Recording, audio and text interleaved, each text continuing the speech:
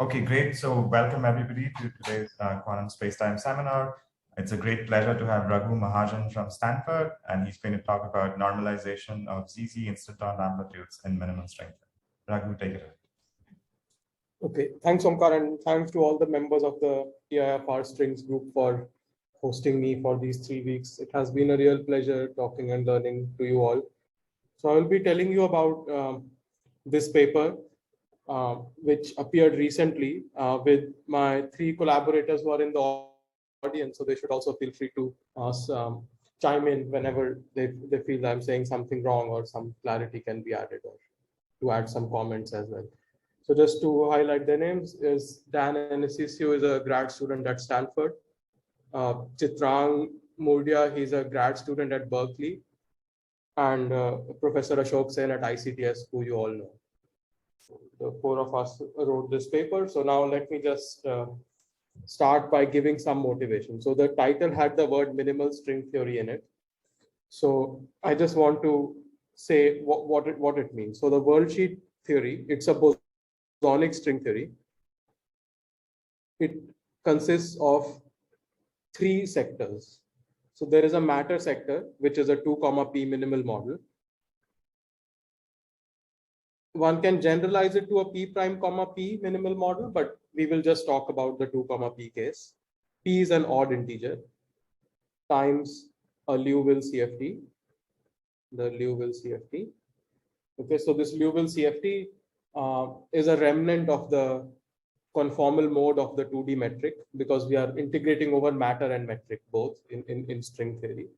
And tensor the usual BC ghosts. So the BC ghost has central charge -26. So C of the matter in these cases is like less than 1. C of the Liouville is greater than 25. It can actually be equal to 1 and 25, but the C equals 1 theory is different then. So we won't talk about that. So we will only talk about these cases. So these theories are just toy models of string theory, and because the minimal models are so simple, one could hope that these string theories, one can really solve them in detail. And what is known is that these theories have a dual description in terms of a 0 plus 0 dimensional matrix integral.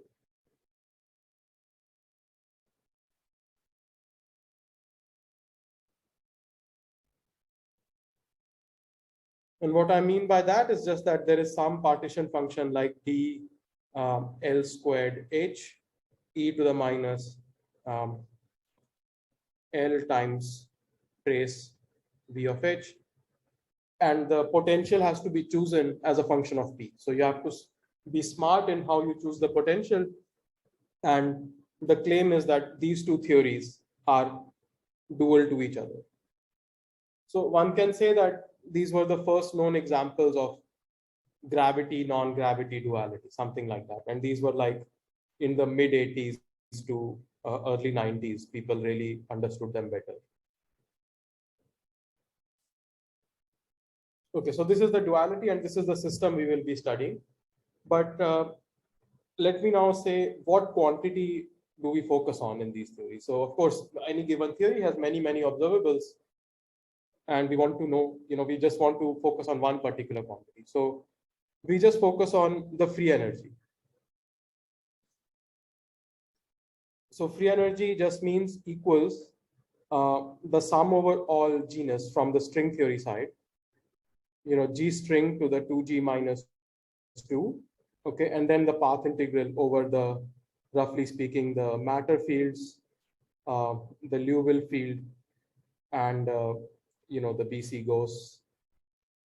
And there might be some modulus integral that you have to do, just the usual story of string integrals. But the point is, we don't insert any vertex operators. No vertex operators.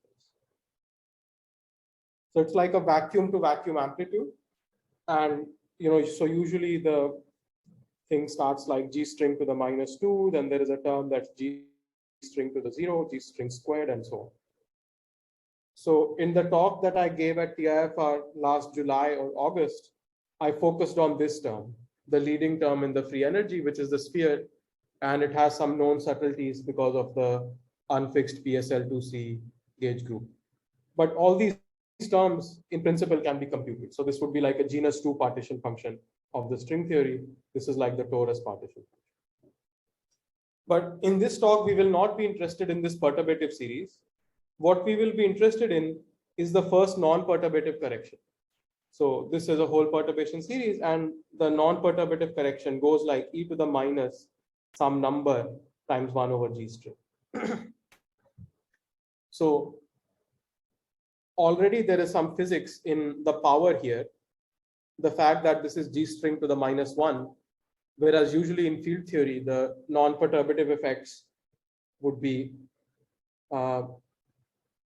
e to the minus 1 over G squared, which are much smaller.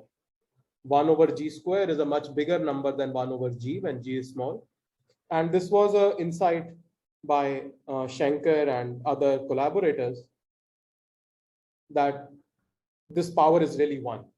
And so what people learn from is that non-perturbative effects in string theory are much stronger than in field theory. They are much larger. And this then led to the discovery of d-instantons and d-branes and so on, because the d-brane action, for any d-brane goes like 1 over G string and not 1 over G string squared. So the point I want to make is, even though these minimal string theories are toy models, they capture a universal fact, which is that the strength of non-perturbative corrections is larger than expected. And that lesson, the fact that these non-perturbative corrections are e to the minus 1 over G string, generalizes to critical string theories, including superstring theories and so on. Okay, so the focus of the talk will be to compute n. So this object will be the focus of computation. So this is what I mean by normalization. So I have told you what minimal string theory is. These effects in string theory are called not d-instantons, but they are called ZZ instantons. So you would say that the free energy has a contribution from a ZZ instanton, which is of this size. And the exponent is the action of the ZZ instanton, so it's suppressed. So it has a big action, just like a d-instanton has a big action. It's 1 over G string, and n is the normalization constant. So our goal would be to compute n in minimal string theory. Okay, so are there any questions about this? You said this, but I think I missed it. Is minimal string theory simply a minimal model coupled to Liouville gravity? Yeah, it is here. So the first line, minimal string theory refers to a worldsheet theory which has the 2, p minimal model, the Liouville CFT, and the BC gauss, with the total central charge adding up to 0. Actually, let me just write it. This could be generalized to p prime, p minimal models. But what will happen is that these theories will be dual to a 2 matrix integral, not a 1 matrix integral. I see. And your goal is to compute the space-time partition function for this theory? No, so let's just think of the genus expansion of the worldsheet. So what I wrote here, the free energy is there is a genus expansion, right? So there is a sphere term, the torus term, and so on. And on top of that, there can be a non-perturbative correction, like I wrote in the second line here. Great, and I'm just trying to understand what the observable is. The observable is just the space-time vacuum energy? Yeah, one can say that. So there is no space-time in these models. So one can just say we are simply evaluating the sigma model path integral. Fine. But in a more usual situation, that would have the interpretation as being vacuum energy? Exactly. So the torus diagram, for example, in the usual, let's say, superstring theory, would tell you the details about the spectrum of the single particle states.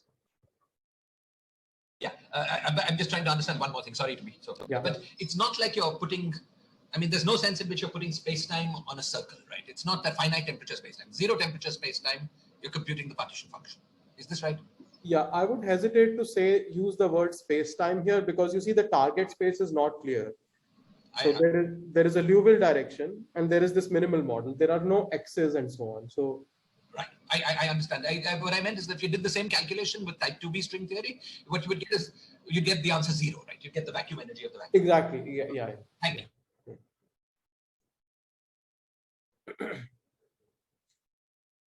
Okay, great. So this n quantity is what we are after. And I should say that basically this also on the matrix sides just corresponds to computing log of the matrix integral itself. Right? Because the statement is that the sigma model path integral is just literally equal to the matrix integral that I wrote here. This matrix integral. So essentially from the matrix side, you can think that we are computing the log of this Z as a function of, as powers of 1 over L, essentially.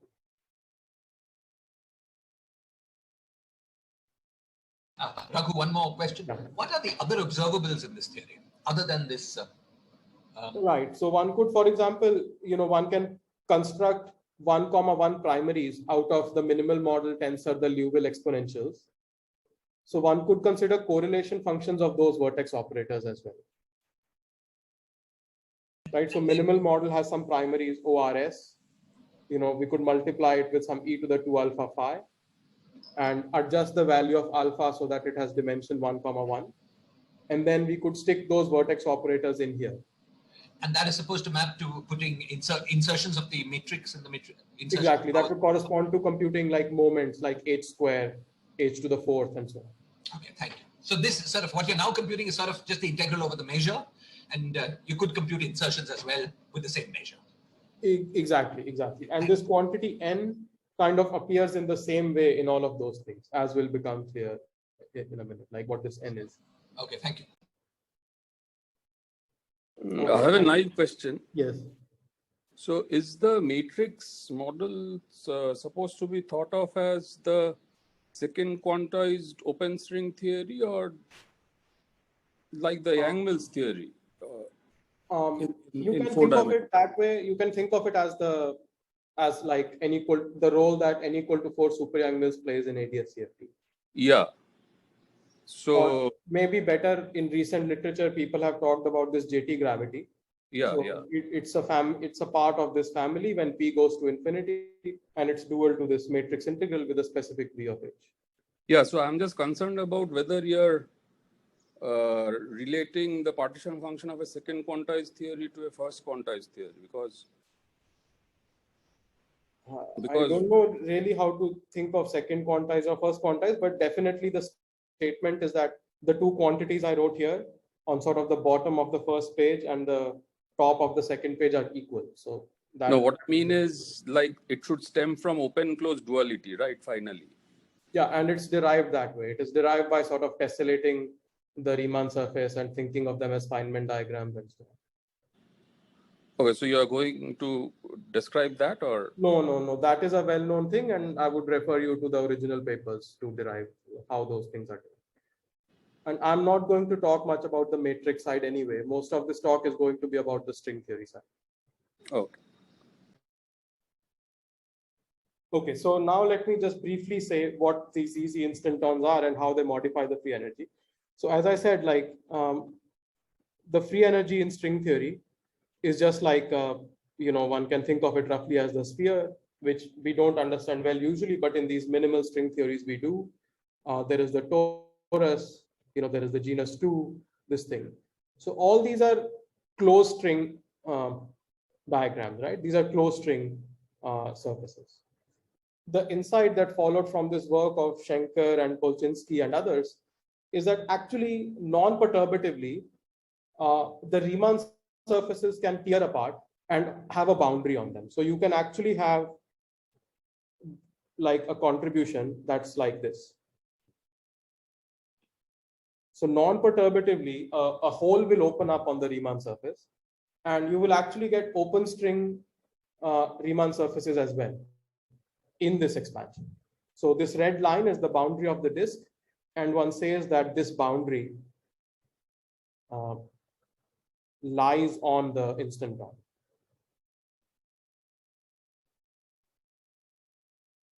Okay, So then, one can have the next cylinder diagram, where these two will end on the same instanton.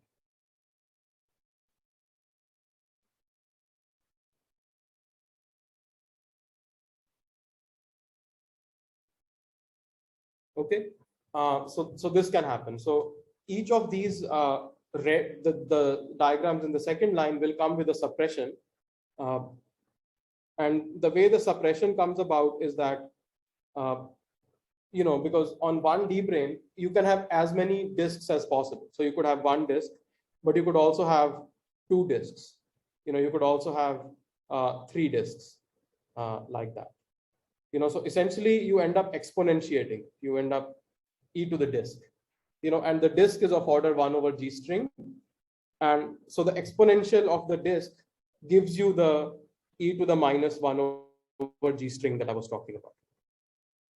So that comes from the exponential of this guy.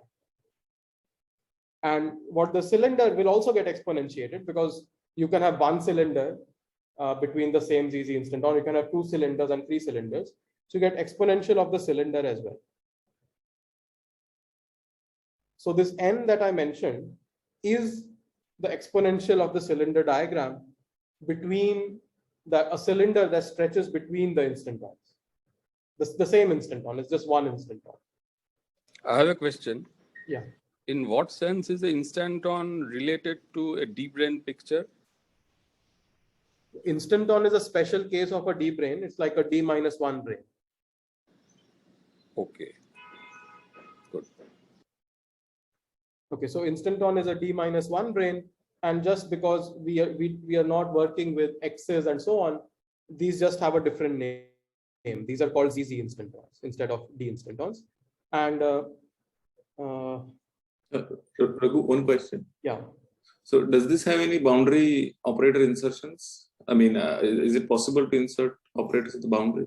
Right, there are boundary operators as well. So there's a boundary Liouville theory, which there is a list of operators that you can insert on the boundary. So you would be computing some, open string scattering, like something like that, right? If you insert the vertex operators on the boundaries.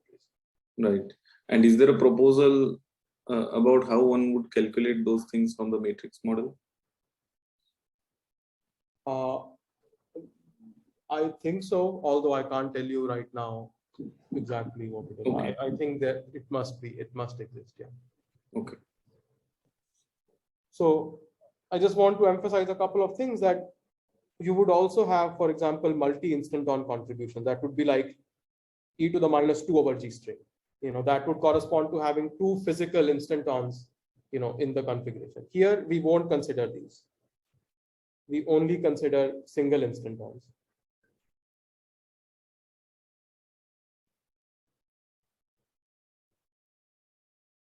Okay. One could also consider multi-instantons, which would mean that then these red boundaries can end on different D instantons. Just like if you have two D branes, you can have a string going from one to the other. But here there will just be one D instanton. So these are more suppressed, right? So we don't want to deal with those further corrections. Okay, so there are these open string worldsheets that one also gets non-perturbatively. And the important thing to realize is that a single D instanton can support multiple disks and multiple cylinders. So which is why you get these exponentials.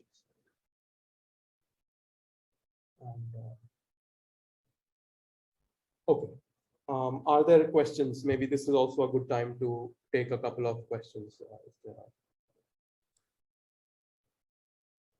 So are there multiple boundary conditions, or there's one unique boundary condition that's allowed? Good. So, right. So at the red boundaries, from the CFT point of view, CFT needs boundary conditions. And indeed, there are multiple possible choices. So in Liouville, there are these things called ZZ boundary conditions, and they are labeled by two integers.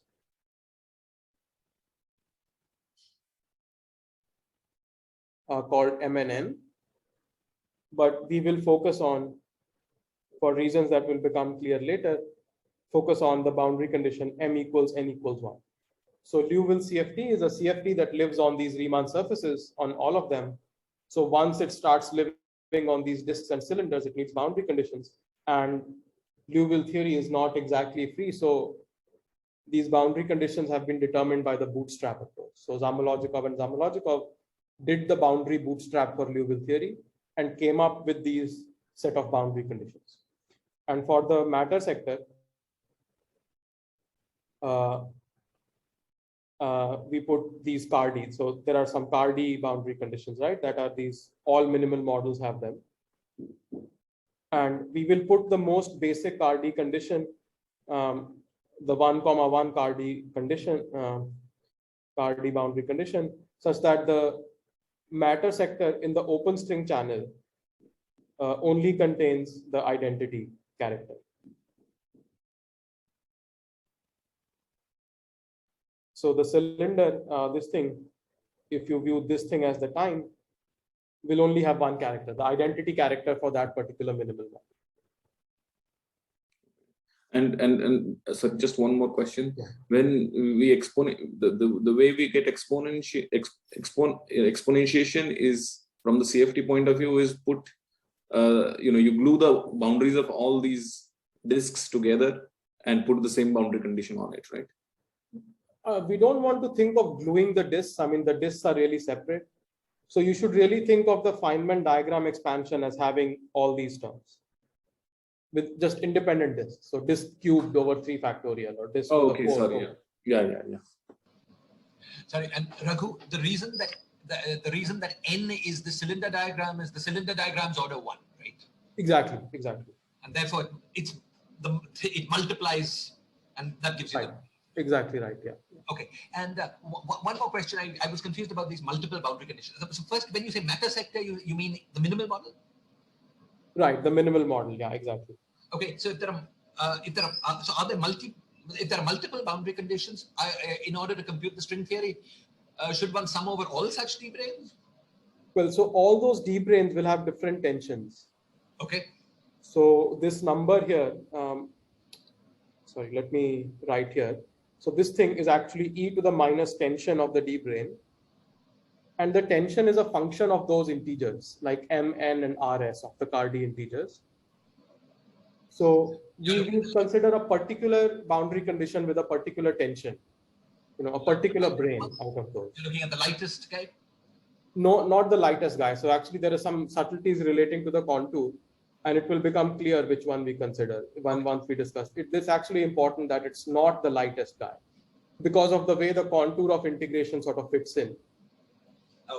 Okay, good. So, but to get the full string theory, you should be summing over everything to get the full. Actually, that's a good question. I don't think it's well understood what the full non-perturbative completion of these things is, because I will show some figures later for why it will become clear why. Okay, thank you. Yeah. So at the one instanton level, we know, how to do a improvement of this closed string series at the one instanton level, but at least my knowledge is not sufficient to sort of make a strong claim about the full completion or something. Yeah, but I wasn't asking about full. I was just saying at one instanton level, you should sum over one instantons of all kinds of instantons, right? Or not? It doesn't seem to be the case. Like if you pick the contour that I will describe, you will not get contributions from the others. Okay, thank you. Just because they will not lie on the contour. So. And this is something one could check against the matrix model, right? Sorry?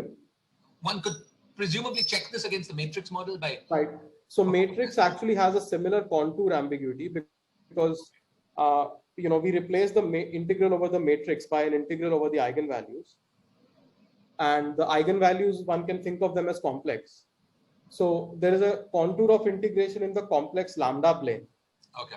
And that sort of, there's a one-to-one match between the contour ambiguity on the matrix side and the contour choice on the string theory side. Okay, thank you. Okay, great. Right, so let me just emphasize the point that Shiraz just said. So n is the exponential of the cylinder because cylinder is like a one loop diagram. So usually when we consider a non-trivial saddle point, we have e to the minus the on-shell action, which is this tension term. And then we get the one loop determinant, right? So this n is basically the one loop determinant around the non-trivial saddle point. Okay, great. But just to anticipate, this n will actually not be of order 1. It will be have some G strings in it, and it will become clear why. So this is the final result. Here's the final result. If you want to look at it, so n was the normalization constant, T is the tension. So since T is proportional to G string to the -1, you see that normalization n has a factor G string to the 1/2 in it. And the point is that n times T to the 1/2 is a natural combination to consider.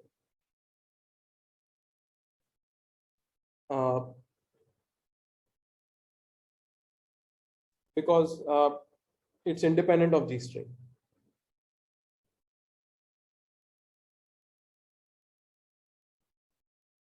Okay, so if you want to say, let's say, do a string theory computation and a matrix computation, you would only be able to match sort of this number here, because you will do the matrix integral in some way, you will make some choices in how you choose the potential and so on and so forth, and that will affect both the value of n and the value of capital T.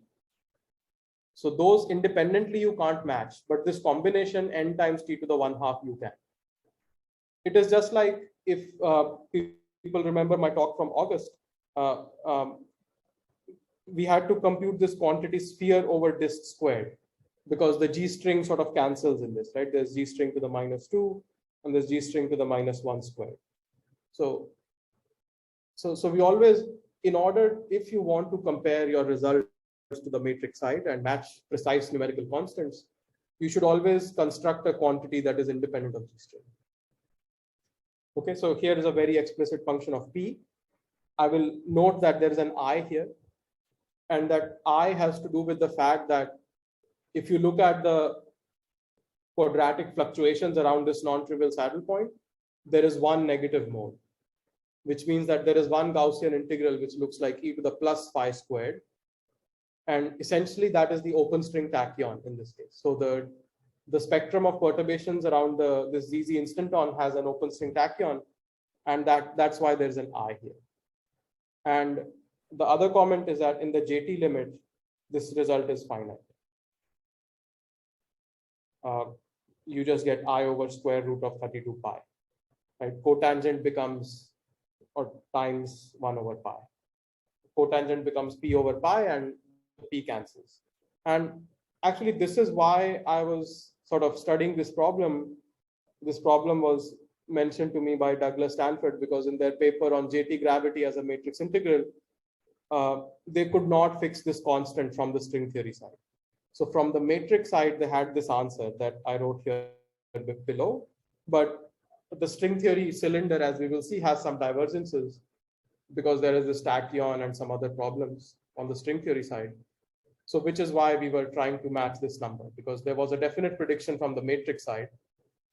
And one could ask the question, how is this precise number reproduced in string theory? And there is older work actually going back to the work of David in the mid-90s, who found these precise constants as well. Up to this, some subtlety in the integration contour that I will discuss. Okay, so I want to just emphasize this factor of I, and the fact that this n times T to the 1/2 is the natural quantity, and that it has a finite limit as T goes to infinity. So one could also take the JT limit here.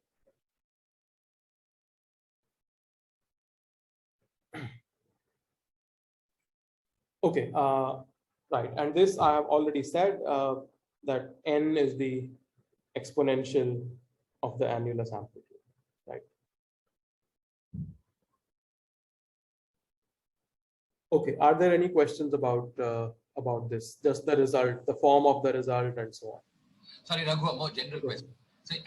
So far, I've understood that your main interest in this model as a sort of as a regulated version of the P goes to infinity limit, so JT gravity.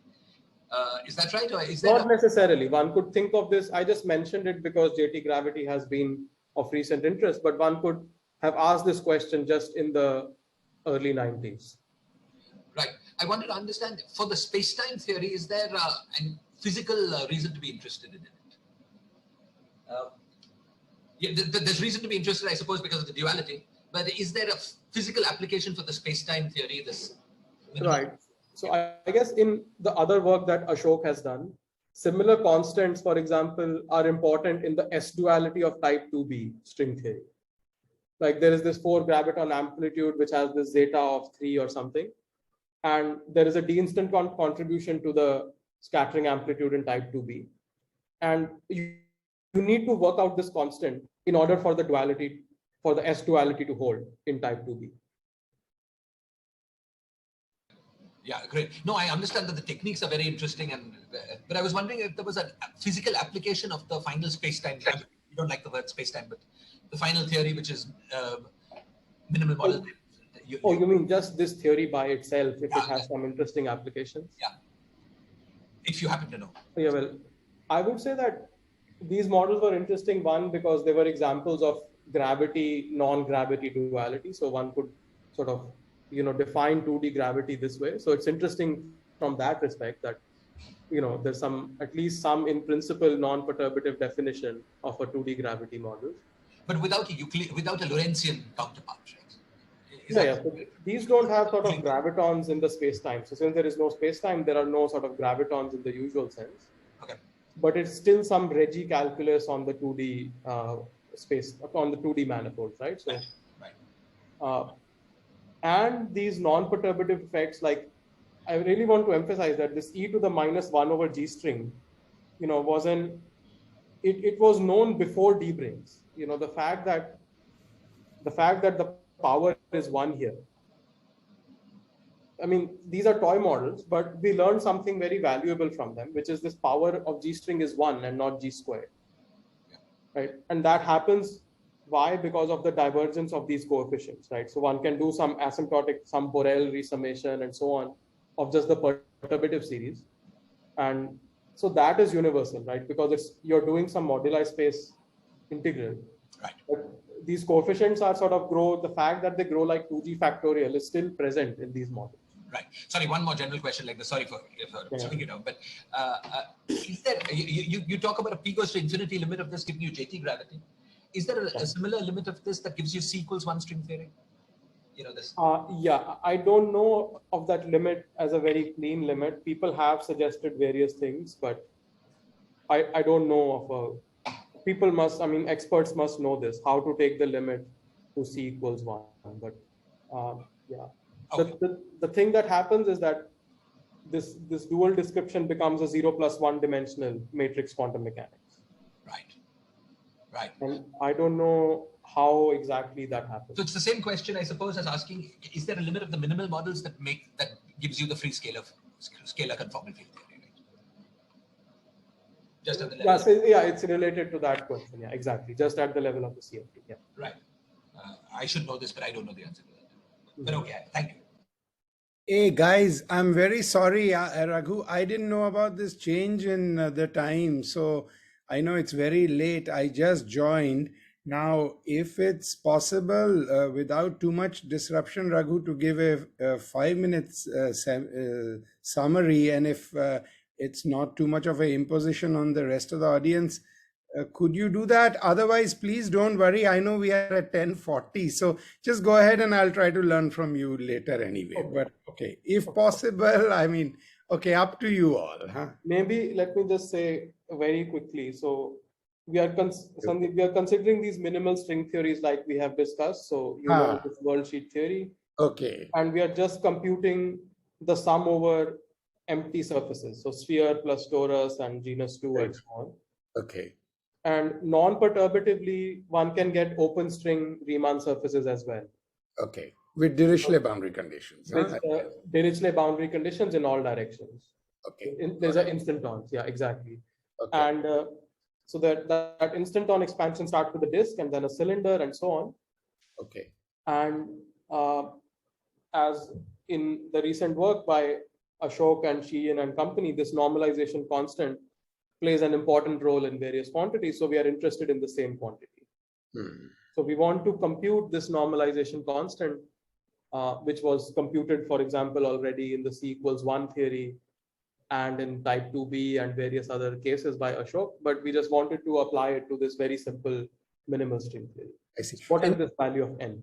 And sorry, so what exactly is the normalization constant? You mean the disk will go like e to the minus 1 over gs times a number, and that's the constant, huh? So let's look here in this thing that I'm going to highlight, this guy. Mm-hmm. So there is a number in the exponent which is related to the tension of this thing. Mm-hmm.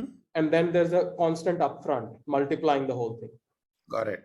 It is like the one loop path integral around the saddle point. Got it. And this is the disk amplitude, right? Going like 1 over gs, or am I So wrong? the disk thing sits in the exponent here. So the disk is like some number over g string. And the n is like the exponential of the cylinder. I understand. So it's a little bit like computing the Schwarzschian determinant sort of in JT, right?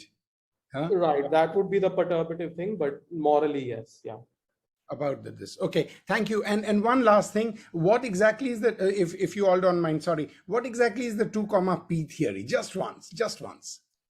Sorry. Well, the 2 comma p theory is some minimal model. Okay. Right? I mean, it has some list of primaries. It's solved by the bootstrap. It doesn't have a Lagrangian and so on. So. That's what I wondered. It's not, doesn't have some Landau-Ginzburg kind of description. It might have a Landau-Ginzburg type description, but for our point of view, it's just enough to think of it as some theory whose full solution is known from the bootstrap. Okay. Thank you. Raghu? Yeah. One quick general question. Yeah. So for the JT gravity, one talks about its duality with the Schwarzian theory. Is there a similar duality known for this P deformation? No, not that I know of. Okay. Right. Because in JT gravity, you see what happens is that the bulk manifolds kind of become classical almost. Yeah. Right. The only fluctuations are near the boundary. Here, the whole surface is kind of quantum. So why is that? It is Why not do you say that? asymptotically ADS. Yeah. Mm-hmm. Okay. Yeah. So it like, I mean, this person, forgot her name already. I mean, people work on mathematical aspects of these 2D theories. And if you look at like a typical sample from, you sample a random surface, like a typical one, it looks very crumpled and rough and has all these spikes. And so it's nothing like a nice, smooth ADS2 geometry that only has some wiggles far away. Mm-hmm. Okay. And then, sorry, and then please go on. And then somehow the idea is that the P going to infinity limit will make the crumpled geometry into a smooth ADS2. Huh? Yeah, even though that's not really the topic of the talk, but yeah, that's what happened. Thank you all.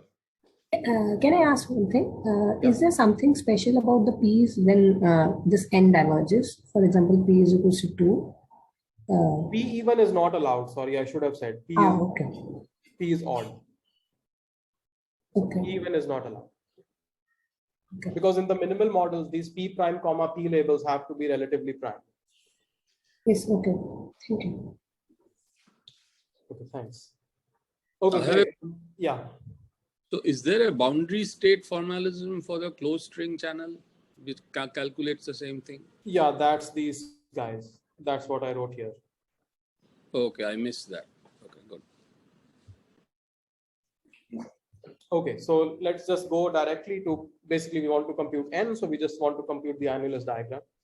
Horizontal direction here on the diagram is space. It's an open string of length pi. Vertical direction is time. We take it to have length 2 pi t with the vertical and top identified. So there are 2 boundaries in red here. So as we are familiar, the annulus diagram is a integral over this open string modulus dt over 2t. And there's a trace of e to the minus 2 pi t L0. There is no shift of c over 24 because the total central charge is 0. So this is what we want to compute. Sorry, so we are not doing disk, we are doing annulus, huh? The disk will be part of the story, yeah, because n is related to the annulus. It's the exponential of the cylinder.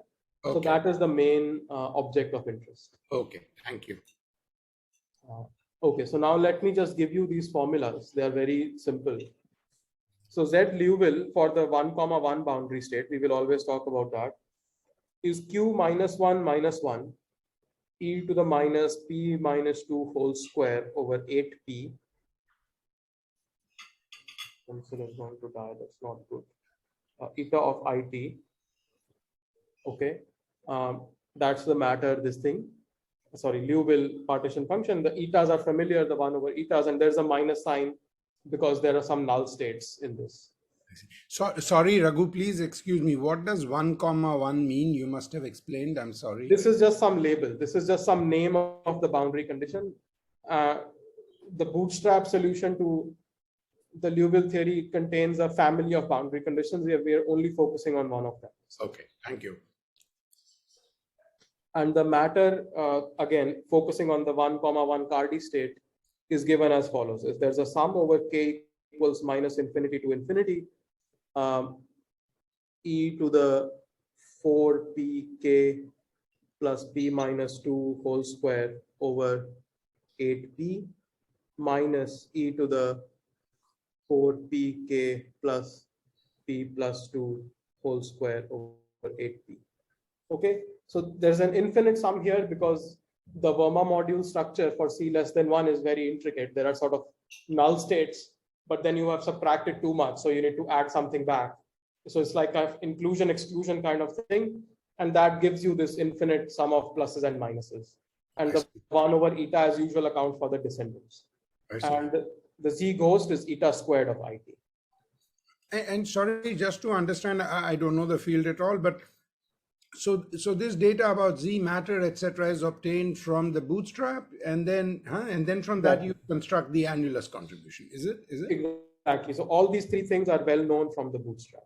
Okay. Thank you. Okay. So this is just the answer, and we just have to multiply all three of them. I think it's there's a Q there, right? Not E. Oh, in sorry. The sum in the matter. Sorry. And maybe you can just say Q is e to the 2 pi minus 2 pi t or something. Yeah. Thanks. Thank you. This is the usual sort of thing we do in string theory. Okay, And so upstairs also there is E or Q? E for Liouville. oh, sorry.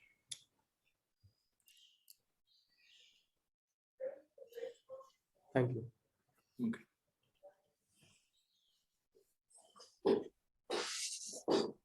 Okay, So so we have.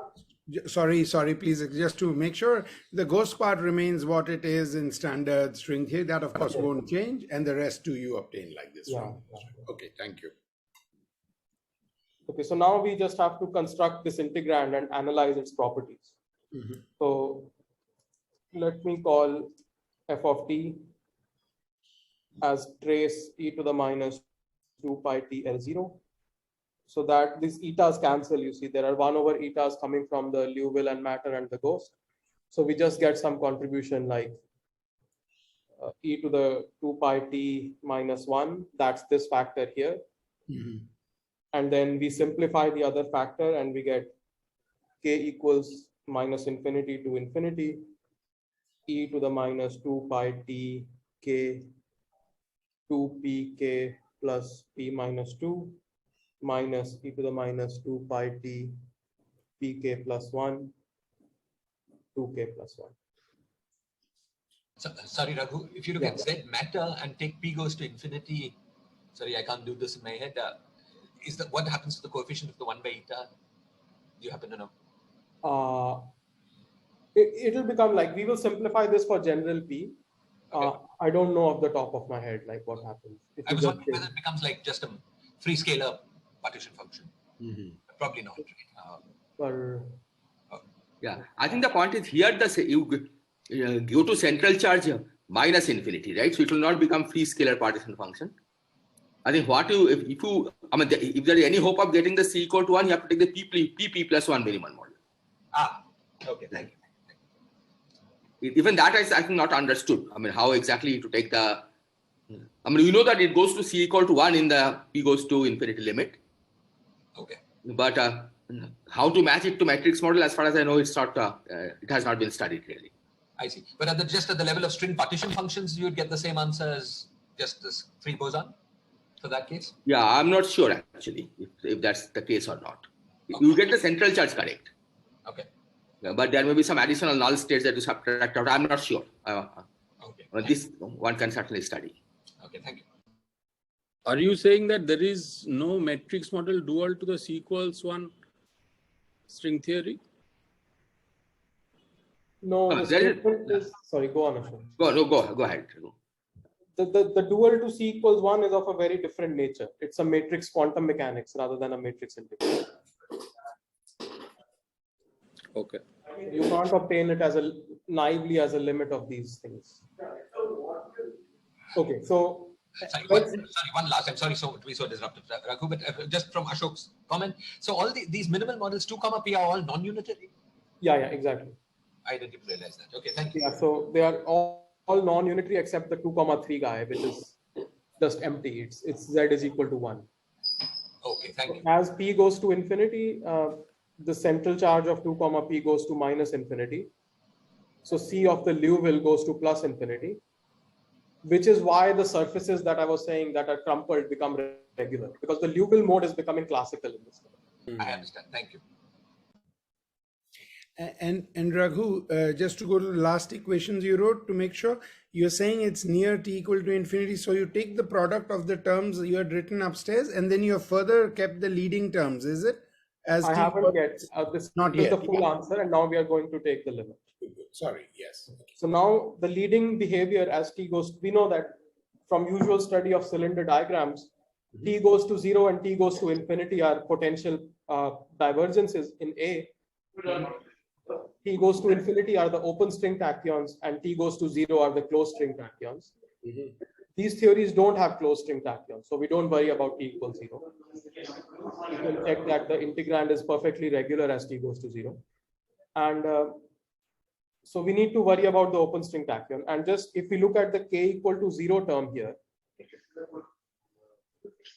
see, this infinite sum, the first term just gives e to the 0, right?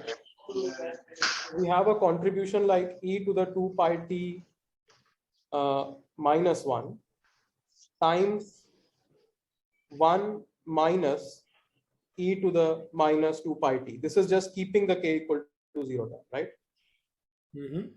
Okay, and that is equal to e to the 2 pi t minus 2 plus order e to the minus 2 pi t. And this is one of the most important equations in this talk, is to realize this, is that, so there is one mode with L0 less than 0 and two modes with L0 equal to 0. And these are fermionic because they come with a minus sign, and this one is bosonic. Okay, so these are basically the things that cause divergences in A, which cause the N to be ill-defined.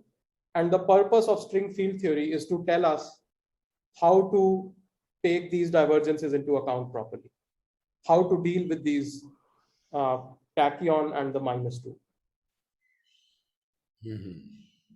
Okay, so that's the plan for the rest of the talk, is to explain the string field theory tools that allow us to get rid of these first two terms, so to speak, and sort of take them into account properly. So let me just show you the general procedure, which has been discovered by Ashok in the recent years. Is you start with this f of t, okay? Sorry. Yes. One minute. If I wanted to understand which mode on the worldsheet was the tachyon. So this mode has a certain Liouville profile, and it's some state in the. We'll come to that in just one slide from now. Thank you. I mean, both of these will be important. So it will be important to understand what these modes are and how to sort of integrate over them. It's just the next slide after this. So what we do is you start with the full f of t and just subtract out a few terms. So let's say some of the HBs are negative or something. You subtract out the first two n guys. So because of the ghost, there are still fermions. So you subtract out some bosons and an equal number of fermions, but you add them back in, right? So this first equation is just a tautology, like this cancels with this and this cancels with that. So in the first step, we have not done anything, okay? But in the second step, this problematic piece, the parts with sort of low-lying HB and HF, you can do the integral by using this result, that integral from 0 to bt by t e to the minus at minus e to the minus bt is log of b over a. So that is what has been done here. So you just do that integral explicitly, right? hf hat over hb. So far, if you want, one can think of the hf hats and hb's as still being positive. So they are not 0 or negative. So this is just an identity, right? This is just an identity. Now we exponentiate. The first part we don't touch. So this one is just carried over from before. The other part is just an exponential of a log. So that is a simple factor. But we have written it as a Gaussian integral over bosons and fermions. So let's see. So what would the phi b integration give? So if we do the phi b integration, we will just get a 1 over hb, right? 1 over square root of hb, which is what was there upstairs, right? There was a 1/2 and an hb. If you do the integration over these Grassmann modes, pf and qf, you get an hf in the numerator. So that is what you have in the numerator here. The one fact that, just for technicality, is that the hf hats occur in pairs. So there are 2n guys here, but only n guys here. So the Majorana fermions always occur in pairs. So this is just an identity. So now what we have done is we have rewritten the exponential of the annulus as some well-defined piece and as an integral over this phi b, pf, and qf. And this phi b, pf, and qf integral can be thought of as the string field theory path integral. So this second line is the SFT path integral, or just a piece of it, over these modes, over the phi b, pf, and qf modes. Okay, is that clear? It's just some Gaussian. So you separate out some terms, you exponentiate them, and the factors you get from these logs, you write them as a bosonic and a fermionic integral. Okay, so now you clearly see the problem, right? If HB was negative, this Gaussian integral is unsuppressed. And if HF was 0, you just get a 0 from integrating over the Majoranas, because you get a 0 in the numerator. So now we've sort of written it as a field theory path integral. It's a 0 plus 0 dimensional field theory because the d-instanton world volume is a 0 plus 0 dimensional object. So it's over, you can think of it as a path integral over the world volume of the d-instanton.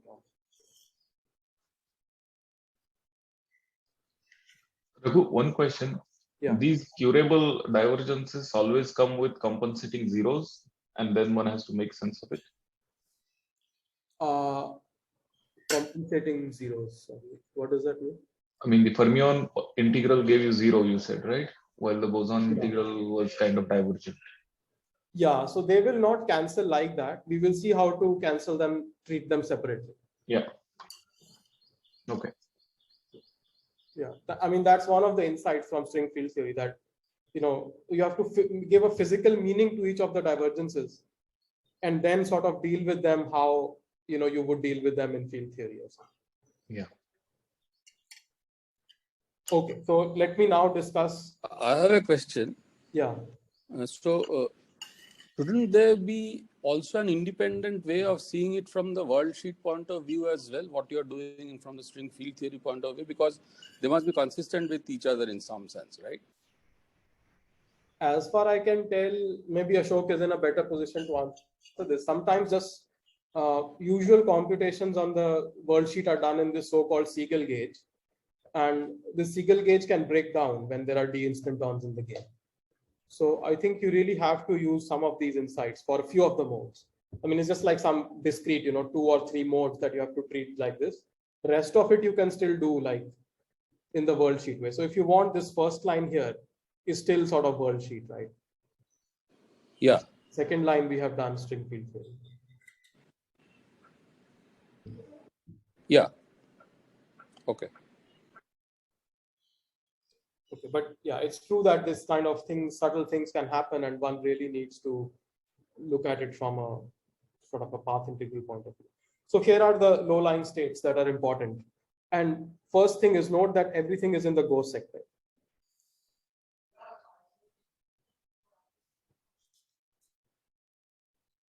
So we will spend some time on this because it's important, like, to get this straight. So this table is ordered by L0 eigenvalue increasing downwards.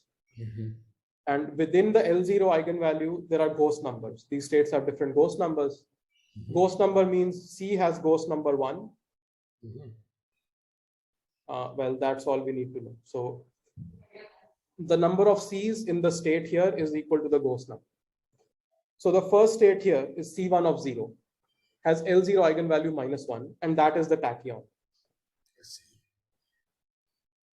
So it's just purely in the ghost sector. You know, it's the usual tachyon. There's nothing. Matter sector is identity on this side. Even the usual tachyon is like that. These guys, the ones that I will highlight in yellow, are so-called out of Siegel gauge states. So these, when we do usual perturbation theory on the worldsheet, these modes never appear, because we impose a condition B0 on the string state equals 0. So the Siegel gauge condition is B0 on any state equals 0. So if you have a C0 lying around, so if B0, you know, if psi is equal to C0 on the vacuum, then this thing just doesn't vanish, because you anti-commute, you pick up a 1. Right? So 3 of these states are in the Siegel gauge. And so which were the states that were causing a problem? So this is the tachyon, the first one we have discussed. These other 2 are fermionic states. Note that the Grassmann parity is odd. So the things that I've highlighted in green are Grassmann odd states with L0 equal to 0. So just the vacuum state and this state C1, C -1 on 0 form this Majorana pair that has 0 L0 eigenvalue. And so I have called the fields P1 and Q1, and the tachyon is phi 1. Okay. So these are the 3 modes that we were seeing problematic. One with L0 eigenvalue -1, that's a boson. That's a boson whose Grassmann parity is even, and 2 parity odd modes. Okay. So to let, sorry, yes, sure. If we think of the BRST cohomology of the string worldsheet theory for a moment, yeah, there's one representative of this cohomology which is just ghost ground state times matter primary. Right? Yeah, the matter primary, let's say, is identity for all these states. Yeah, so that's what's confusing me. I mean, that if I was just thinking of physical states rather than states that appear in the path integral, I can always set the, at least in usual string theory, I can always set the ghost part to be ghost ground state, and then the different physical states are the different matter primaries, you know, modulo Virasoro business. Yeah, that's true. But here, since we are doing an off-shell path integral, right, we don't impose BRST invariance. So these are literally a set of states, like a complete set of states in the Fock space of the. So the trouble from the first state that is giving trouble is a physical BRST state, but it looks like the ones you've got in green. There's no analog of them in the BRST cohomology, or am I saying that wrong? Let me see. So, I mean, the vacuum is certainly BRST invariant, right? Yes. So that's a nice physical. That's the tachyon, as you said, the usual tachyon. I'm trying to understand what the other ones are in terms of physical states. Sorry. The tachyon is this, the first guy. Yeah, that's what I meant. I'm trying to understand what the other 2 the green ones are in terms of something in BRST cohomology, if that's a well-posted question. Yeah, sorry. So usually, you know, we take representatives of the BRST cohomology that are always of the form C times the matter primary, right? Right. C times the matter primary. So these are not of this type, first of all, because, for example, the second guy doesn't even have a C in it. Exactly. So that was my question. Is there a state in? Can you transform this into a standard type state, and so that I can? Let's see. So you're saying 0 should have a BRST related state, which is of the form C times something, right? If it's in BRST cohomology. And I think this is Siraj, that statement that you made is true only for ghost number 1 states. Okay. That all ghost number 1 states in the BRST cohomology, you can bring it into this form. Right. Even that statement is true only for non-zero momentum, which of course you don't have here. Oh. Right. So the C1 on 0, for example, is not part of the cohomology because QB, I think, doesn't annihilate this. The only state which is annihilated, I think, is the vacuum itself, right? These two, in fact, the 0 as well as C1, C minus 1, 0 probably is BRST, right? Oh, I see. I see. Yeah, thanks. Is it not true, Ashok, that in normal, like type 2 string theory, we can always choose representatives of all BRST cohomology states, all physical states of the form C times matter primary? Yeah, because you define physical states to have Gauss number 2. Right.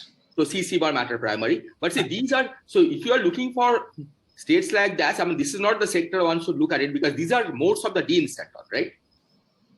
These are not the, I mean, you should look at the closed string sector to see if there are physical states here. I see. But even in open string, we can look at open string modes in normal string theory as C open string times matter primary. C open string, yeah, in open string theory, if they are, I mean, if it was actually on a physical D brane. Yes. But these are D instantons, right? It carries zero momentum. I see. So here, it's a bit different. Yeah. So the point is, annulus always involves off-shell states propagating, right? Because if you just restrict to on-shell states, even in quantum field theory, right? Correct. I mean, in loops, you don't restrict to on-shell states. Right, right. But I was thinking we would have off-shell momenta of physical states. Yeah, but these are not like that because there's a momentum there. Actually, yeah, that we'll come to that. Basically, the subtlety, the whole subtlety has to do with the fact that there is no K label in the next to the 0. Okay. So that is what I was going to discuss in the gauge transformation.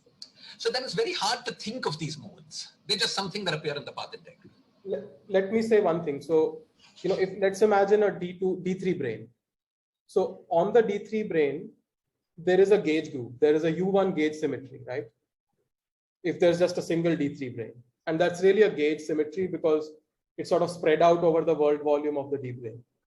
A D instanton is a 0 plus 0 dimensional world volume. So that U1 symmetry is actually a rigid gauge symmetry. It's not like a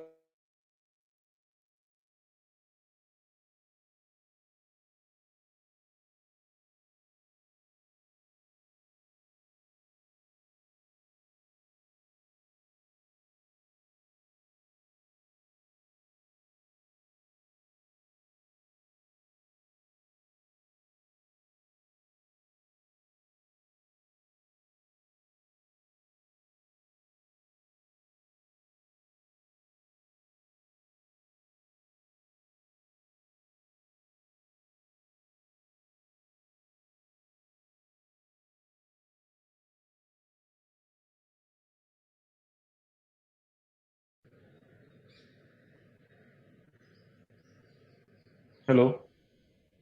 Yeah, hi. Is it just me or is it?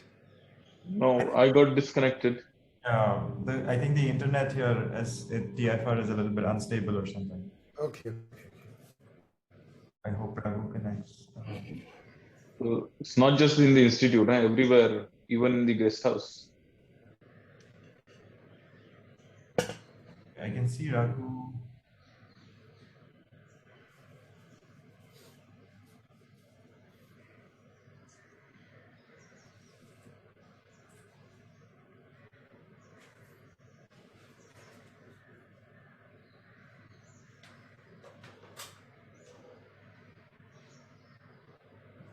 Are you here, Raghu? Can you hear us?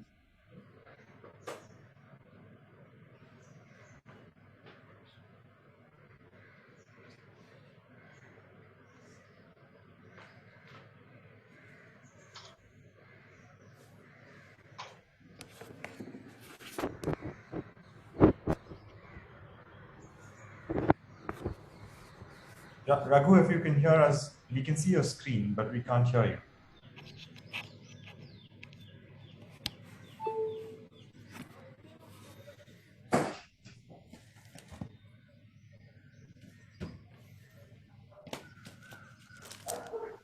Hey, Anka, can you hear me?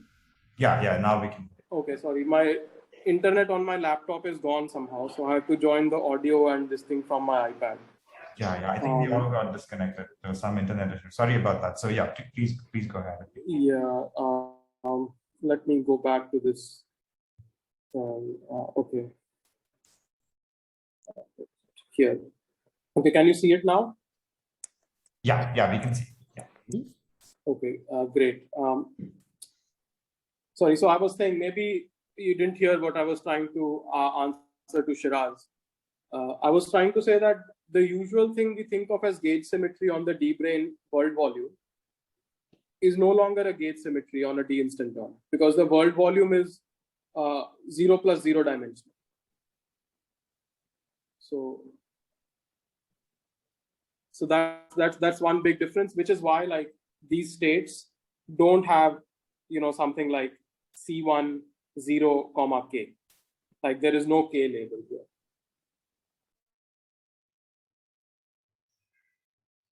Okay, it's kind of strange. Let me try to join from my laptop because I can't see anyone. No, sorry, Raghu, we can hear you.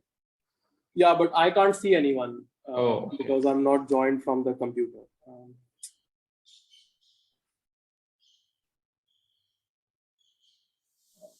Let me try to just give me 2 minutes. Sorry about that. It's just Sure. I'm on EduRoam. It got cut out.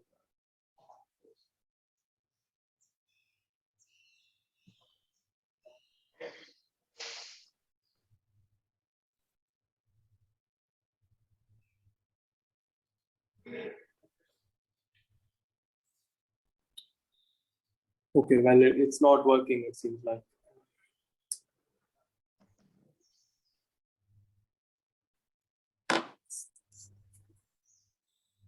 Anyway, let me just continue and please just ask questions as it is necessary. Okay, so let's talk about what is happening. You know, what is breaking down? Like, why in the case of D instantons are we talking about all these things breaking down and so on, right? So part of the problem is that when you have a D brane, you have this momentum, and as people were saying, things appear, you know, when you have propagators, you get things like 1 over k square plus m square. You know, so L0 equal to 0 state is only sort of quote unquote a set of measures 0. You know, it happens when k square equals minus m square, but it appears as a continuous family that is labeled by k. Whereas when you have a D instanton, you just have, you know, you are stuck with just 1 over m square. And if the m square was 0, it's just an isolated 0 mode that, you know, it's not part of some family like K. So it's not really a massless field, you know, which is propagating in some dimensions. And therefore, usually we deal off, you know, massless fields, just like we have a propagator that's 1 over k square plus m square. And when it goes on shell, it leads to some cuts or something in the amplitudes. Here it's really this. And if you're stuck with m square equals 0, then you're really in a problem, right?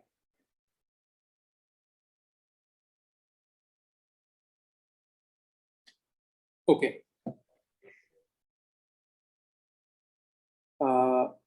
Sorry, I realized I said a few things wrong there in describing these states, but these are just the states that we have. And let me just say one thing, which is that C1 of 0K, you know, usually is in the BRST cohomology.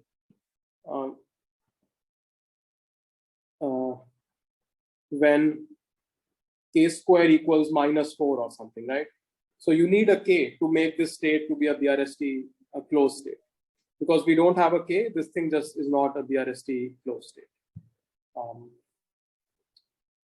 Okay, anyway, so now let's talk about what is going wrong, right? So what is going wrong is that it's sort of a classic case of Faddeev-Popov gone wrong. Faddeev-Popov gauge fixing being bad. And that is why you have this ghost 0 mode. So what we will see is that these P1 and Q1 are to be thought of as Faddeev-Popov ghosts that were fixing the gauge symmetry, sort of the thing that would have been the gauge symmetry. But now we don't have a gauge symmetry, it's just a global symmetry. So these ghosts become sort of singular in that way. Okay. So let me start discussing some of these gauge transformations and why this gauge choice is breaking down.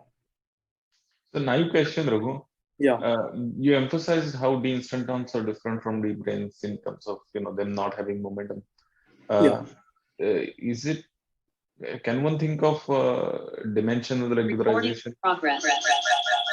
Sorry. Can one think of dimension? Okay, there's some echo.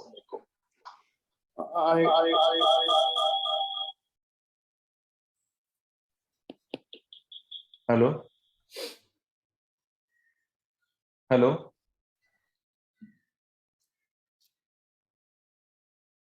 I'm just going to join from my computer again, this laptop again, because it's kind of now it connected automatically on the computer. And so there was feedback from the audio. Okay. Let me just join the iPad again without the audio. Sorry, this. So is there a chance that dimensional regularization would help you compute these integrals?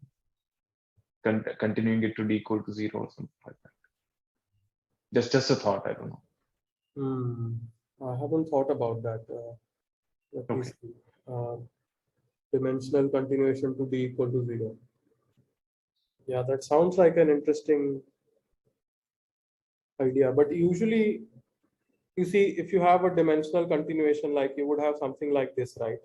You would still have a k square in the denominator. So this is the thing that you would analytically continue.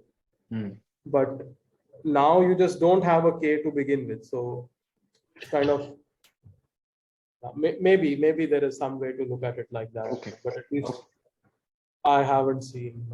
Okay. Okay. So now basically we are going to describe this, what this Faraday-Popov is, like what gauge are we fixing and why is it going wrong. Okay. So let me explain that part. So as we know that gauge transformations in string theory are the string state, we can, if we add some BRST exact term to the string state, then that corresponds to a pure gauge, right? So states of this type are pure gauge.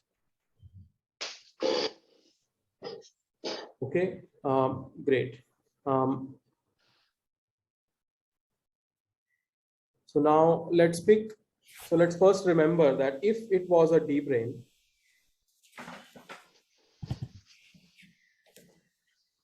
we would have a gauge field, right?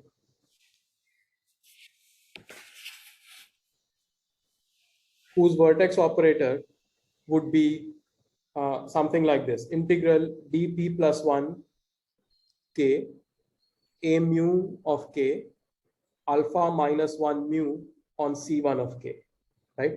This is the usual gauge field vertex operator. Now we pick a lambda like follows. Let's pick a lambda which is equal to I integral dp plus 1 k theta k on k. So theta of k is just some function. Okay, so this is just some function, and that is what we consider like a lambda of this form. Now imagine what QB on lambda looks like.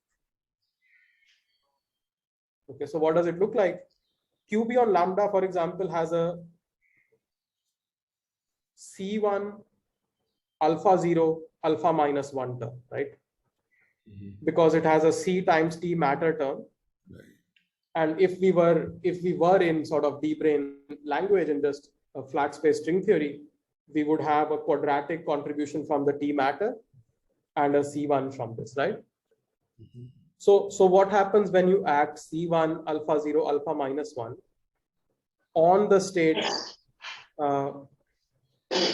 theta k, right? This is what we are acting on, QB acting on lambda, right? Alpha 0 is an eigenstate of k, right? K is an eigenstate of alpha 0. So you just pull out a k, right? So you pull out a theta k times k of C1 alpha minus 1 times K, right? Mhm. So now compare these two. There is a mu of K here and a K times theta of K here. So this is precisely like adding d mu of theta to a mu, right? So this is how gauge transformation arises.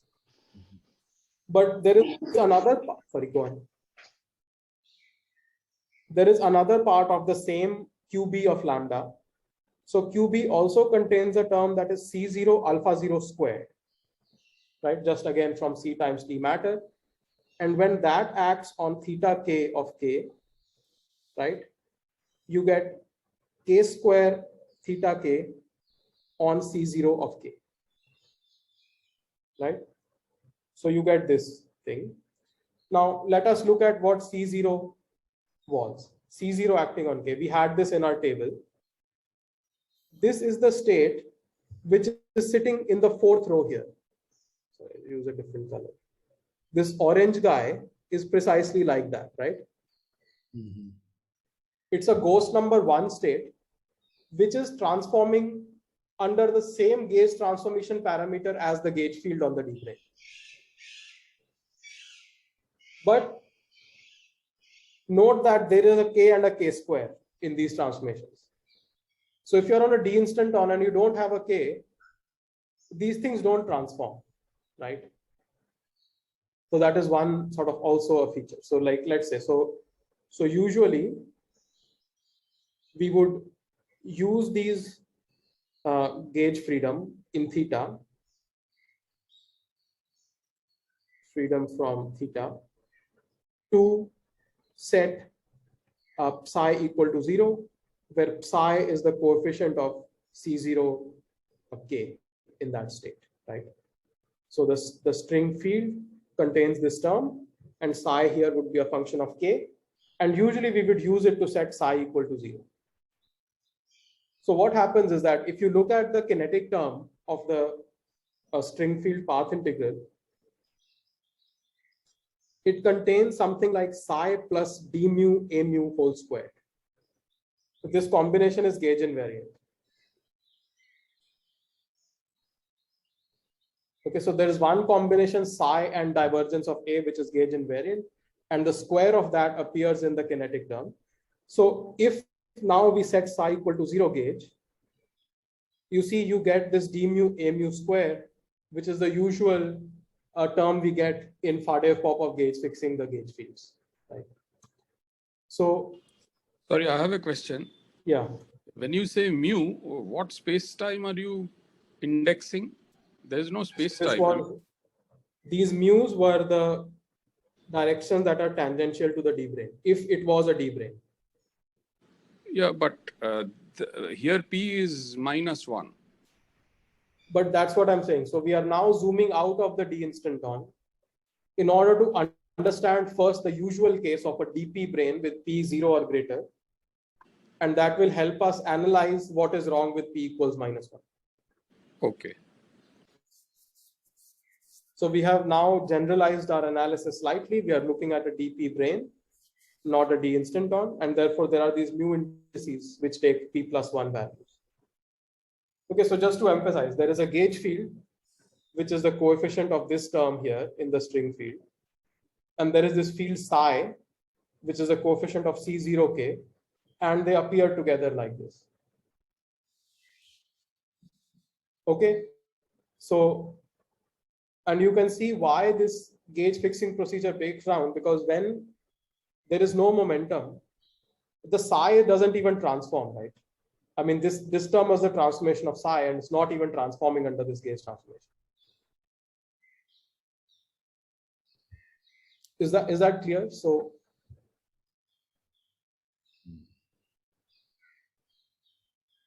could you please repeat that?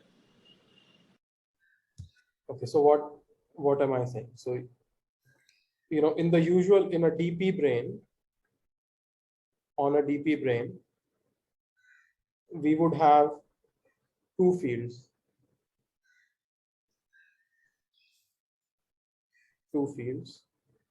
A mu of x and this psi of x. Okay. Psi of x is not in Siegel gauge because psi of x is the state multiplying something that has a C0 in it. So usually we don't consider it.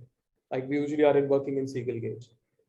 Okay, so psi 0 acting on 0 comma k, right? That is this state. This state is C1 alpha minus 1 mu on k. So this is in Siegel gauge. And this is kind of out of Siegel gauge. So as a part of gauge fixing to Siegel gauge, we want to set psi to 0. Want psi equal to 0 as a gauge fixing condition.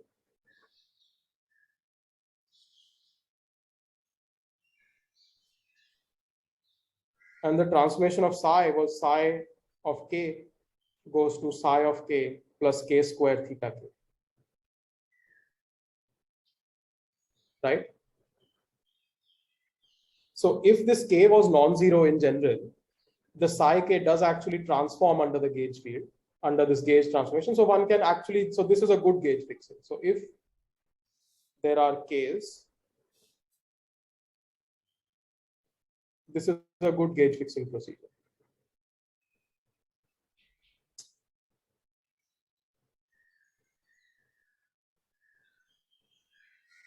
Gauge fixing procedure, and those two states, the P1 and Q1, are the Faddeev-Popov ghosts.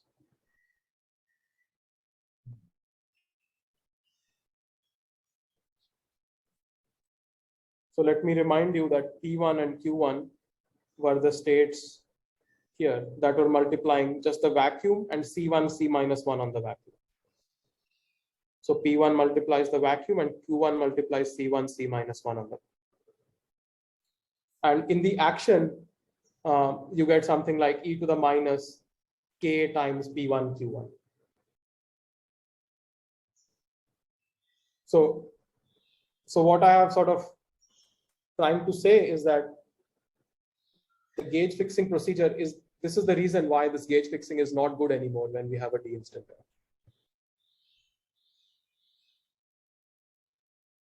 Does that make sense? Why? What happens for the d-instanton? For k goes to 0.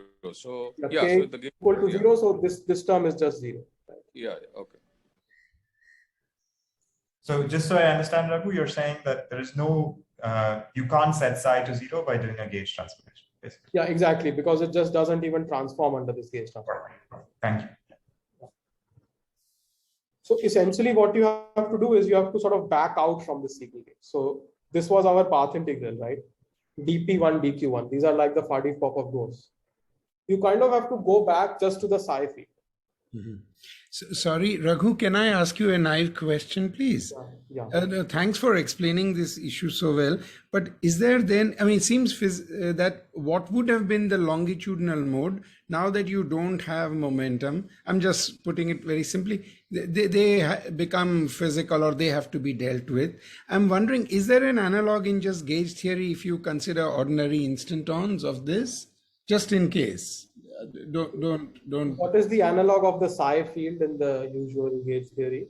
I don't know, but I don't know enough to be able to say. But I mean, you have longitudinal modes which are present for any. I think psi is like a scalar which kind of mixes with the longitudinal mode in some sense. So you have an additional kind of scalar which is appearing in this combination, right? Okay, fine. Yeah. And note that if the momentum was just 0, this term is just psi squared, right? The d mu a mu is just 0. Okay, I got it. Yeah. So the kinetic term, you see is already just positive definite. It's just e to the minus psi squared.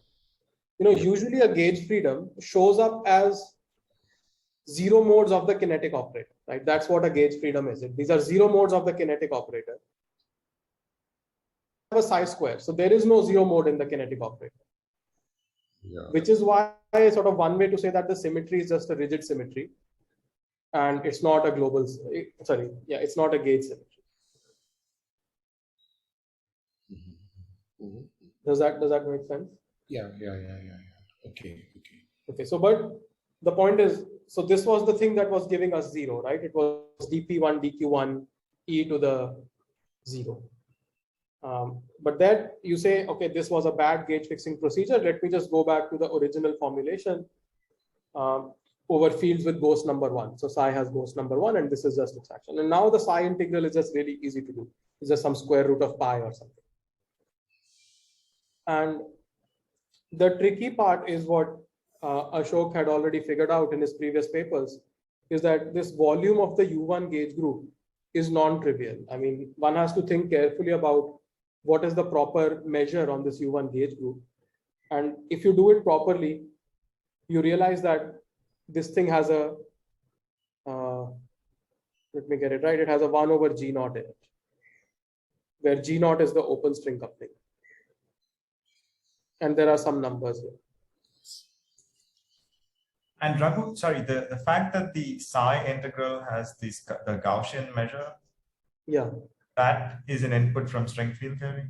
Right. That is an input from string theory. So usually the kinetic term of a string field is written like 1/2 this big psi QB on psi.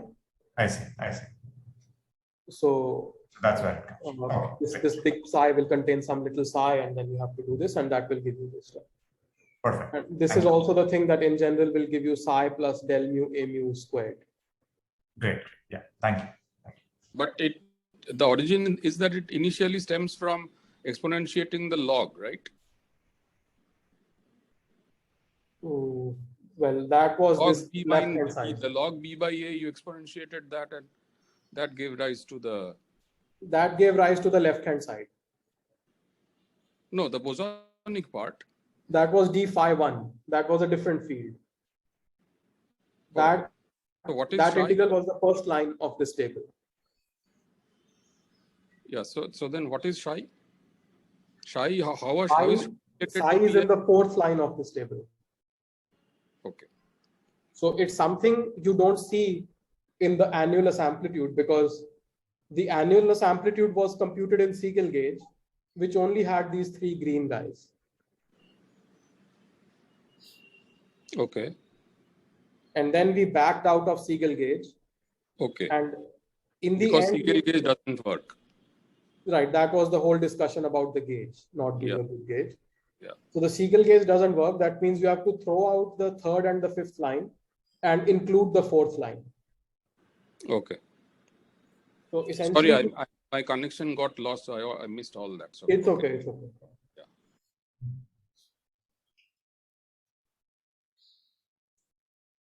Okay, so that's what you have to do, and this is the proper volume of the gauge group.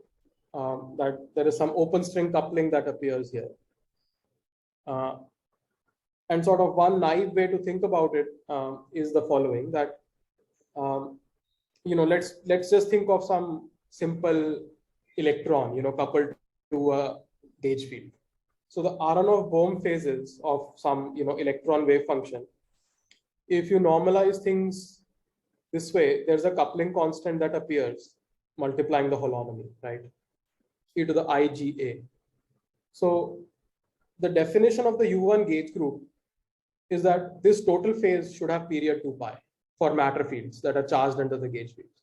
Mm-hmm. So you see that in the periodicity of the gauge parameter of A will be 1 over G, right? Mm-hmm. In order to get a 2 pi from this total Aharonov-Bohm, this thing.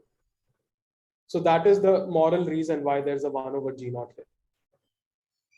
Okay, so but then there is a number which you can figure out using a proper analysis and so on.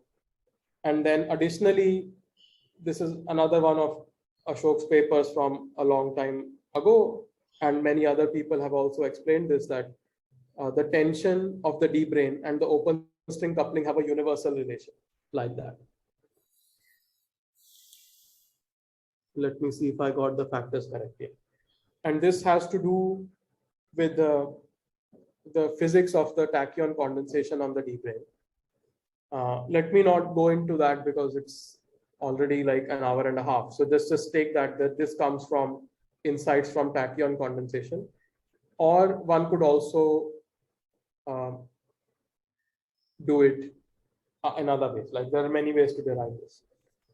Sorry, Raghu, just to understand this, T is the tension of the D instanton in Yes. that formula, and G0 is defined in this formula as that volume of the U1, or how is G0 being No, defined? so G0 is defined as, could be defined as the coupling constant that goes here. Okay. Okay. So usually, when we have an action, Okay. we can put a Yes. 1 over coupling square out front. Okay. Okay. Yes. Thank you. So the definition of G0 is in the string field theory action. And that gets related to both this kind of a phase, because there are matter fields in the string field theory action, which pick up such kind of phases, under case transformations. And there is this insight from tachyon condensation, which give you this result. Okay. Okay. So there are these various pieces. So what have we done till now so far? So let's take stock.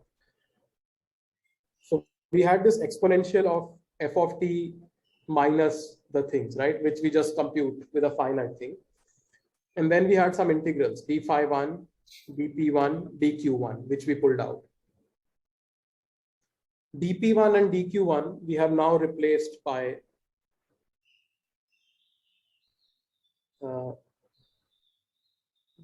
d psi over volume of u1. And I have told you what the numerator does is e to the minus psi square, and the previous slide was about what this denominator is. So what's left is this phi 1, right? We have to talk about this phi 1. Okay, so let's talk about phi 1. So let's draw the complex phi 1 plane. The point is that the integration contour looks something like this. It's along the real axis. And then it goes vertically like this. Okay, so phi equal to 0 is the usual point we expand around. So this is the point we are considering. You want this contour to be horizontal because the actual minimum of the tachyon potential lies somewhere here. So you want the contour to pass through that. But you also want the contour to be the steepest descent contour on phi equal to 0. So note that it's only half of the steepest descent contour. So basically, when you do the integral over phi, you get a factor of half from the fact that you're doing a Gaussian integral from 0 to infinity. And the fact that the steepest descent contour is vertical gives you that factor of I that was there in the result. So you remember n was something like t to the minus 1/2 I over square root of 32 pi times something. So this I comes because the phi integration is vertical. And this t to the minus 1/2 is just the factor of g0. That came from 1 over the volume of the u1. Volume of the u1 was 1 over g0, so that went in the numerator. But sorry, and I know Ashok has given many beautiful talks about this, but this contour, does it come because we are going to evaluate that integral in steepest descent of some sort, or is it something that comes out of string field theory? Just in one sentence, I mean, where does the contour come from? I think the contour, initial defining contour will not matter as long as it sort of passes through this point and is such that it ends up in a region where the actual integrand is decaying. Okay. So if the integrand is finite here, yeah, it wouldn't matter because you can always deform it to the steepest descent contour. And then bringing it all the way here will give you the best approximation, standard steepest descent. Exactly, that's the approximation. So you don't have to say that the contour lies along this, like fine. Just because you can deform it. Okay. But the asymptotics has to be such that the integrand is convergent in that region. Okay, got it. Thank you. But there are multiple such choices, right? Because there are multiple what is called relative cohomology or whatever. I mean, the multiple minimum directions. So I guess Sandeep's question can be interpreted as, how would you pick a choice among those discretely many choices? I think here there are basically two choices which corresponds to going down or going up. And that would correspond to a plus minus I here, like whether it's plus I or minus I. I see. Okay. So, we are coming like this, but one could have come from the top. I see. So this is how it looks if you have a cubic kind of potential, right? Yeah, exactly. And how do I see that? Okay, if there are higher order corrections,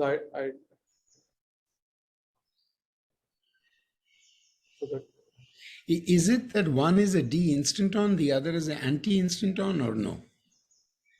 That's not. No, it's just the choice of this I, like in a physical process, even when we do bound solutions in quantum mechanics. Yeah. The sign of this I is ambiguous, but there we usually pick the sign so that it corresponds to a decay rather than an amplification. Okay. Right. So the sign of this I in physicals, more like situations where you have particles and stuff, is related to the decay versus amplification of the signal. Okay. I don't know, maybe Ashok has something to say about the higher order terms in the tachyon potential or something. I think, okay, I don't really have much to say, but this, you can say this is at least one choice that you can certainly make. It's not clear from the string field theory perspective if there are other choices. And there is a similar ambiguity also from the matrix model side, right? Yeah. That, I mean, particularly this twofold ambiguity you also see in the matrix model side. Yeah. And Okay. yeah. Thanks. Okay, so basically that's it. So those are the ingredients. So essentially, you had to separate out these modes with, just to summarize the whole logic, you have to separate out these modes with L0 equals -1 and L0 equal to 0. The L0 equal to 0 were sort of Pardiev Popov ghosts, but they were ghosts for a gauge fixing that shouldn't have been done in the first place.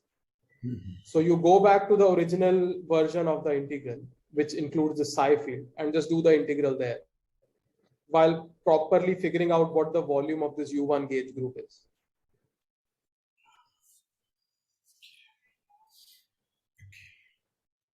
Okay. Anyways, can I ask a question about the about the matrix model side ambiguity? So is it because I'm working with the saddle? With the density of eigenvalues approximation? That is why there is an ambiguity. I mean, in the sense that if I take the matrix model integral and put it in a computer and the computer will need to know the starting definition of the contour, right? So I will explain that in a bit, like where the twofold ambiguity comes on the matrix. So it's not related to how we compute it or something, but it's related to just how we define the integral in the first place. I see. Okay, thank you. I'll come to it just in 2 slides. So just putting everything together, this is n. So n has this exponential piece of the things we didn't subtract out. H you can just set equal to 1. It doesn't matter. So you have this t to the -1/2 and all these other constant factors that came from either the Gaussian integrals or the proper volume of this gauge group and so on. And then you just have to do this thing. F of t says something very explicit. F of t just had, I wrote the formula as some exponentials and so on. So you basically do the integral again using this kind of a formula, and you get this infinite product. That infinite product simplifies using the infinite product formula for the sine. So you use some infinite product formula for the sine and the cosine, and you find a cotangent here. So this ratio is precisely a cotangent, and you find this final result. So this is the string theory final result. So this is f of t including the extra terms or just the f of t? Well, it was the full f of t that I wrote above. Okay. But we have subtracted out these things. So f of t was equal to e to the 2 pi t minus 1 sum over k from -infinity to infinity e power minus 2 pi t and something. And what would have been the problem if I didn't do this subtraction and addition thing, if I just worked with f of t and did the log of b by a thing? You would get some zeros in this infinite product. You would get 0 by 0 or something. See, because these denominators are coming from this h1, right? You see, it's a log of h1 by h2. So if h1 or h2 was 0, you would get a log of 0. But if you include the other terms apart from the first f of t, wouldn't the zeros come there as well? What do you mean first f of t? I mean, in this f of t minus e to the 2 pi t plus e to the minus 2 pi t minus 2, yeah. this term, yeah. if zeros come in the f of t, I don't see why the zeros won't come in the full term. Because the 2 has been subtracted, right? So f of t had, if you expanded this out, it had e to the 2 pi t minus 2. So now this thing and this thing is just subtracting that out. Right? Okay.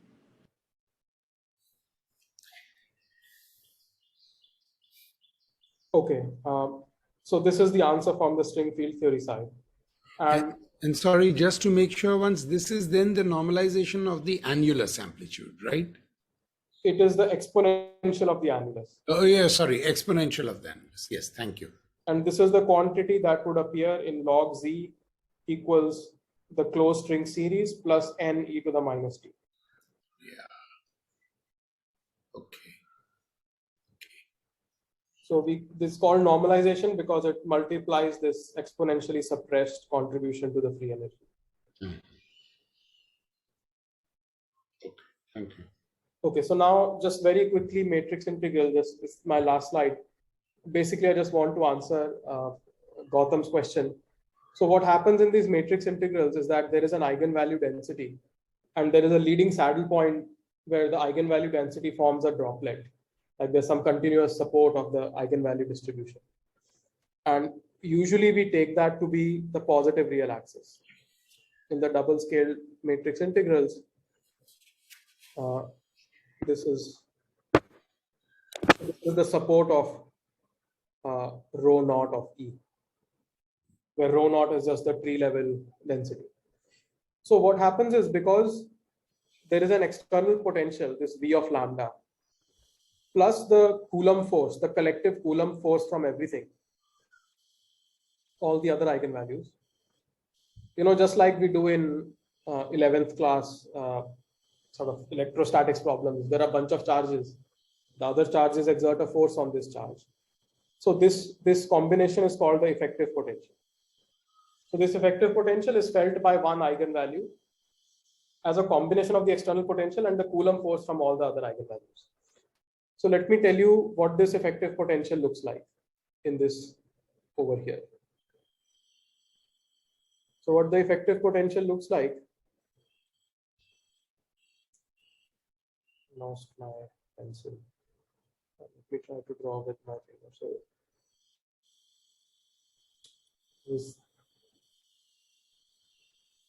it looks like 0 for positive E, and then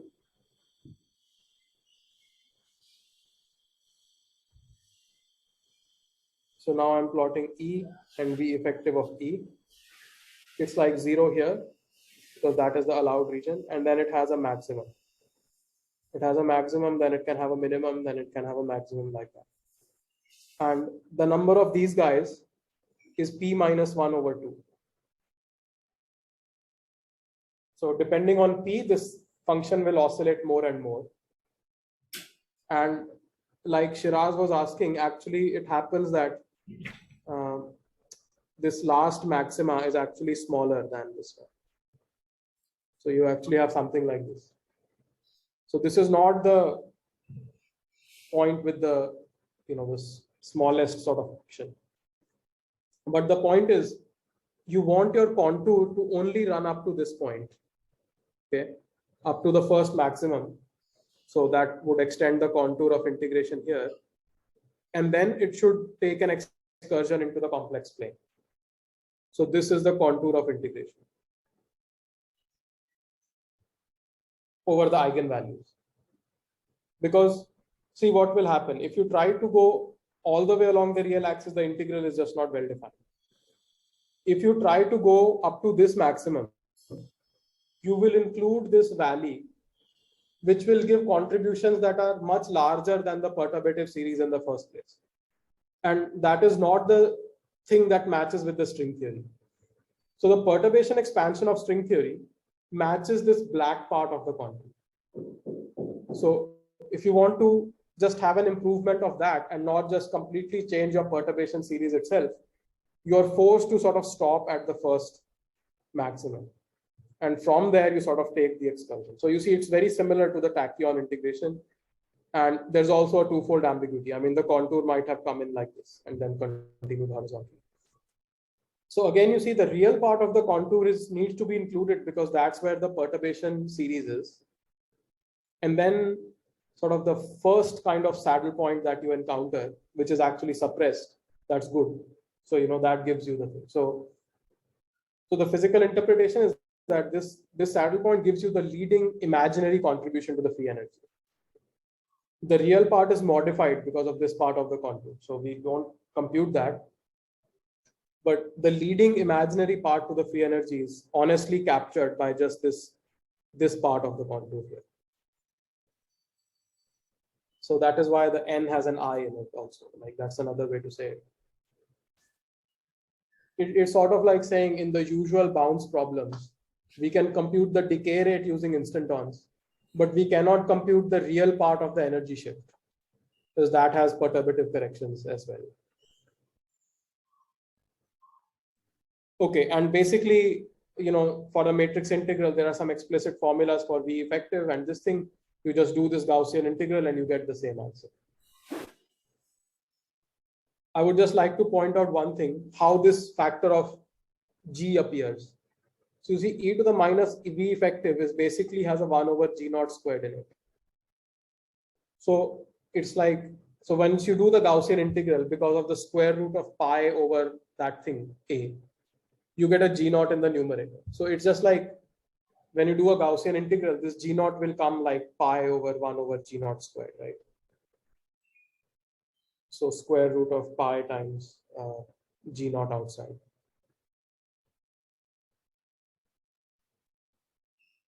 Yeah.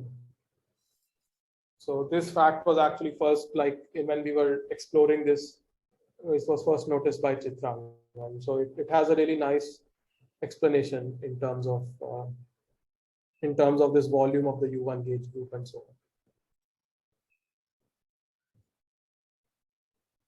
Okay, thanks a lot. I think I should end there. Thank you so much for the beautiful talk, Raghu. Let's all unmute and applaud for Raghu. There were a lot of questions during the talk, but if there are any further questions, please feel free to ask. Sorry, may I ask a question if you don't mind? Yeah, sir. Raghu, and then you can tell me later. But can you show that annulus answer again? If I understood it right, F of t, you mean, or? Yeah, this 3.21. That's good. Now, if I understand it right, it goes for large P. It goes to a finite value, right? Am I doing it right? Because the yes, that's right. Now, and then from here, how do you extract the disk answer, if you don't mind? So disk we have not extracted. So the disk is equal to capital T. Oh, disk is capital T. Yeah. I didn't miss that. Achha. That is the tension, right? So the disk is the thing that sits in the exponent. I see. And how does that be? I mean, sorry, but you had an earlier paper where the sphere answer was blowing up, and what was happening to the disk answer there, or what is T here?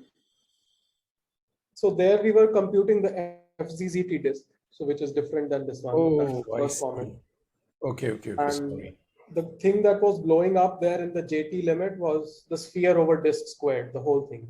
Sphere over disk squared. And disk was finite, even there. Or I'll need to look at, I think it depends on how you normalize various things, because as P goes to infinity, the energies also have to be sort of scaled with P. Okay. So it's somewhat non-trivial to sort of, because this P goes to infinity limit is not as simple from the FZZT disk point of view, because the energies are sort of get shrunk as P. I see. And here, just last thing, here T is going to be finite, huh? Clearly. Here capital T is indeed finite. Okay, thank you. I mean, one could ask the question, can you compute other combinations that involve T? That would be the question. So one could compute sphere over capital T squared, for example. That would be another combination which is invariant. And one could match it to the matrix and so on. Yeah. But that we have not done. We have done sphere over FZZT squared, but we haven't done sphere over this particular capital T squared. Yeah. I think it's an open problem. One should be able to understand that from this. I mean, more generally, but I know so little and I'll ask you later, but I mean, could something like this be going on for the sphere, in your earlier paper, roughly? I mean, that there's some zero modes, you have to handle them carefully, they give a divergence. No. See, the sphere answer was finite for finite P. So all those the divergence really has to do with this P goes to infinity limit. Okay. I mean, the answer for finite P was just finite. Okay. Here there's a divergence already there. Yeah. Okay, thank you. Sorry. Go ahead. I have a question. Yeah. So this V of lambda, Yeah. you're not considering the full V of lambda, but you're saying that I'll truncate it to some specific form in order to ease the calculation. Is that right? No, I'm just taking whatever V of lambda is. It depends on P. Yeah. So as you said, for general V, there are many zeros of the V of lambda. Yeah. And you're not taking the full set of zeros. That's what you said. Well, not taking means what? We have to specify this contour right here in this integral. Yeah. So you're not taking the contour corresponding to the specific V of lambda, but you're taking a different contour. The contour doesn't correspond to V of lambda. That's a confusing way to say it. Like V of lambda is just what I have drawn here. And then given that V of lambda, you can pick a C you want. Right? C is just independent. So you can pick different C's, you're right. So you can pick various different C's. But the C that matches with the perturbation series on the string theory side will be the one that sort of, as I have drawn here. Yeah. And, but even here, you're considering the full V of lambda, or you're... I don't know what you mean by considering the full V of lambda. V of lambda is just some function, right? Yeah, so you're considering you're not approximating the V of lambda in any sense, right? No, V of lambda is a function and it is defined for all complex values. Yeah, I understand. So, okay. So, okay, good. That's all I wanted to ask. Okay. Raghu, if I could go back to this matrix thing, I'm just trying to understand. So, so the pure Gaussian matrix model was something which corresponded to So I'm thinking of how quantum gravity coupled to these minimal models corresponded to continuum limits of the matrix models, in which you had to pick so let us say you have polynomials of the matrix, and let me take even polynomials of the matrix. Yes. And then in the space of coefficients of this polynomial, there were critical points which corresponded to the various values of the particular minimal model. Indeed. So, for instance, if you had something like m square minus m to the power 4, this is the one that was considered by Brezhnev and Parisian Zubair, and that corresponded to some. That would be p equal to 3 here. That's right. That is that is presumably p equal to 3. And then, of course, this kind of a matrix model, you cannot put it in the computer because it's unbounded below. So you have to put a little bit of m to the power 6 and stuff like that, and go on. So this regularization does not do anything to the continuum limit, which is the stronger continuum. Which is in the sense that this additional sextic term that you put in, it does bring in a higher critical point. Okay, Sorry, And could you say the last part again? That was not. Yeah, see the matrix model is e to the power minus m square plus m to the power 4. Yes. That is the one that they. Yeah. So it makes perfect sense in perturbation theory, in which you bring down the e to the power plus m to the power 4. Yeah. And that also had good interpretation in terms of Boltzmann weights, because e to the power plus. So all the vertices had plus signs and so on. But in order to make that into a well-defined matrix integral, you had to put something like e to the power minus m squared plus m fourth minus m to the power 6. Right. So there's right. a minus sign there, Yeah. and now it is. Now you might be worried that you have put in this regulator term of m to the power 6. Does it change the continuum limit? Yeah, exactly. Yeah, from yeah. there. So it doesn't. It doesn't. This has a larger basin, and only for a particular coefficient of m to the power 6 do you have a higher critical point. Yes. And you go to this p equal to 4 and so on. So this is the tri-critical point. So, but I'm just trying to figure out where the ambiguity is coming from. Is it that So I am not familiar with the kind of regulator you talked about. So you are saying you consider the different matrix integral where you have added a m to the 6th, and the m to the 6th term is not tuned. Yeah, this can be shown. This is something which I had shown at the time, and but this was your result.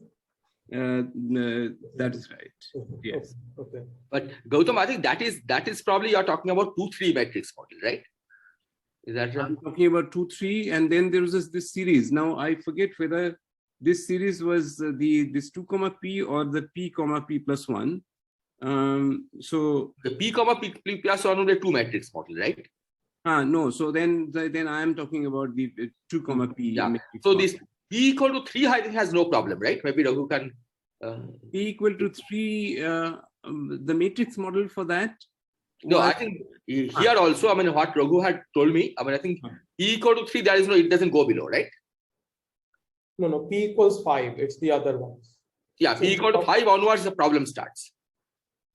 Sorry.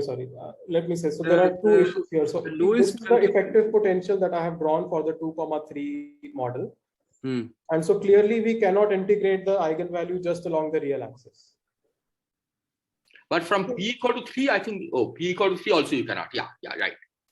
Because it goes down. The p equal to 3, which was the p equal to 3 continuum limit, which was first discovered by Breza, Itzigson, Parisi, and Zubair, that was with a polynomial potential, which was like trace of m square minus m to the power 4. And they treated. That's true. This plus sign is the reason why this effective potential goes to minus infinity here. That's right. So then you might consider if you want to put it in the computer, then yes, right, epsilon and so on, and then then you might probably this thing sort of does.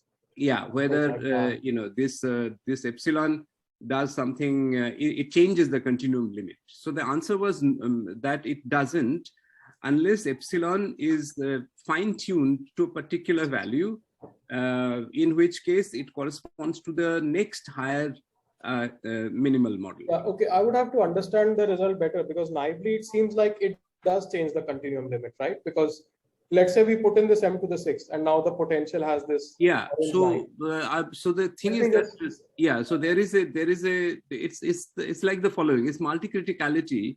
So the Ising model, the Ising model has some basin of attraction in the RG sense, which is bigger, like one co-dimensional bigger than the tri-critical Ising. I'm trying to say something very maybe mundane here. So let's say you put in this epsilon m to the 6th and you try to integrate along this red line here, right? That is what you want to do. You just want to integrate lambda over the real line, right? Yes. then the contributions to the integral from this point capital A to capital B are much larger than the contributions from capital C to infinity, right? Because the potential, the effective potential is negative there. So it leads to sort of real contributions that are much bigger than the contributions coming from the region CE. Okay, so I can't quite translate to this language what I had done, but if you look at the free energy and the important terms in the free energy, and like so the like G minus GC to what power?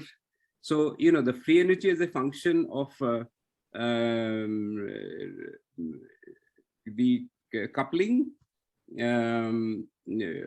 So you take out this 1 over G square, and all the relative coefficients you play with in this like this epsilon that you have written. So let us say there is an overall 1 over G square in the expression that you have written.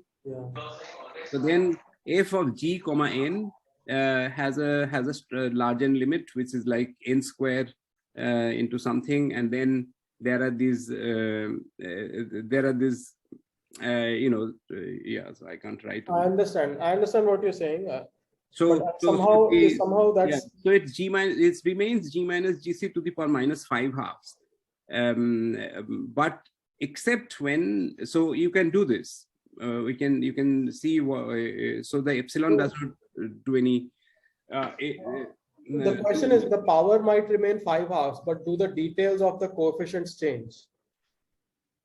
What other coefficients do you have in mind? No, I just mean, so like you're saying, like moments, right? No, I just mean the numbers that multiply these powers, right? So, like these numbers, something like that, right? There is a whole series here.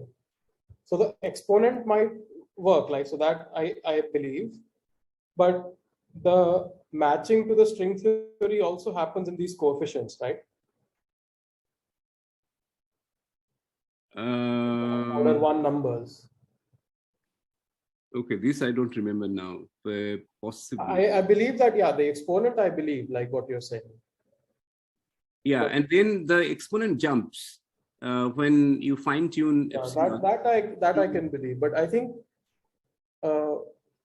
Okay, yeah, that is possible. That is it is again like the of course there is a particular there's a particular point. Yeah. Okay. So okay, good point. Maybe that. I think the exponents are fine. I think if we look at it as a function of G itself. Yeah. Question is, does this perturbation series capture sort of the asymptotics of the actual answer? Because if the integral is receiving contributions from the region AB, those contributions are much larger in some sense. So the series you get cannot be the correct asymptotic series for the full answer. At least that's my. Yeah. So good point. I can have a look at that. This the double scaled theory was looked at by Periwal and Shevitz but that was for the unitary matrix. But the story is pretty much the same. Okay. The exponents, I can believe, Yeah. So I'm just wondering that this ambiguity that you were talking about, how that gets reflected in but that, you see, we are picking a very different contour. You want to integrate over this red line, which is completely on the real axis. What we are saying is that just change the defining contour along this. I see. So this at least makes the one instanton series well defined.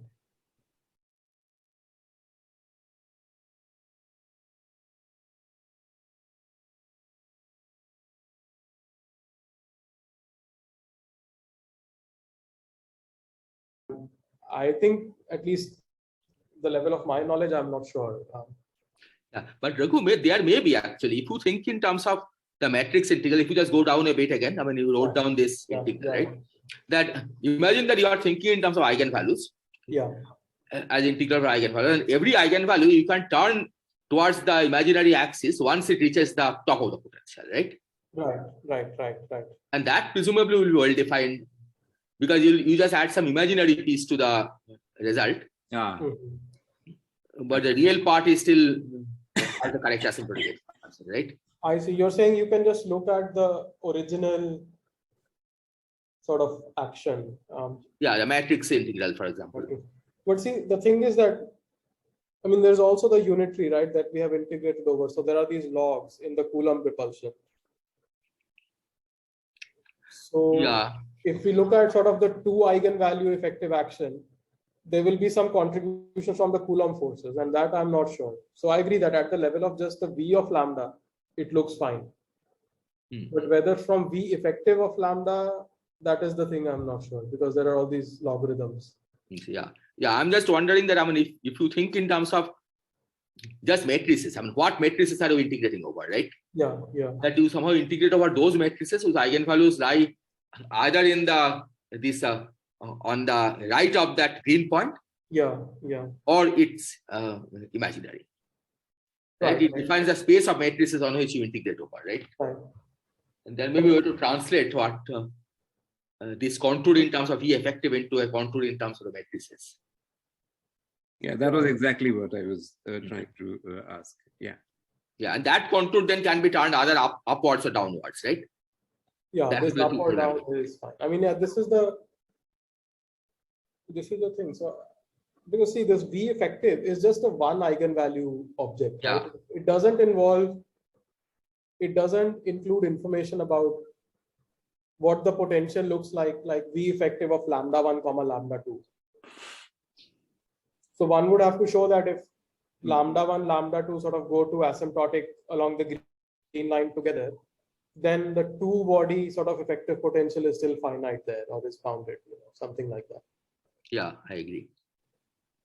Anyway, that's just a conservative comment, but maybe this green line kind of defines it. And yeah, that may be worth checking, right? I mean, in this problem, probably it may still be doable. In the 2,3, yeah. In the 2,3, yeah. Because you don't add then this M6 term at all. Yeah.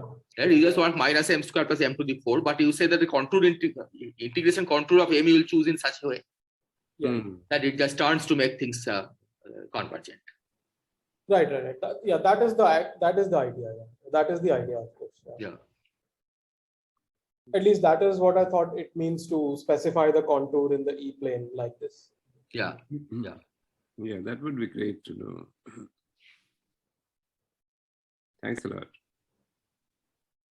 I have a question. Is the general philosophy that you have a divergent expression and then you're kind of taking the worldsheet divergent expression and converting into a string field kind of expression to regulate it? Is this sort of regularization of something to get a finite answer? In some sense, yes. So here we were not talking about scattering amplitude, so we just got a finite answer. But usually what you have to do is every divergence you get from the worldsheet should be some IR divergence from the space-time point of view.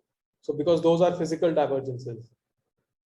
So in scattering amplitudes, you can have IR divergences. So those are allowed. So, but you have to interpret them properly.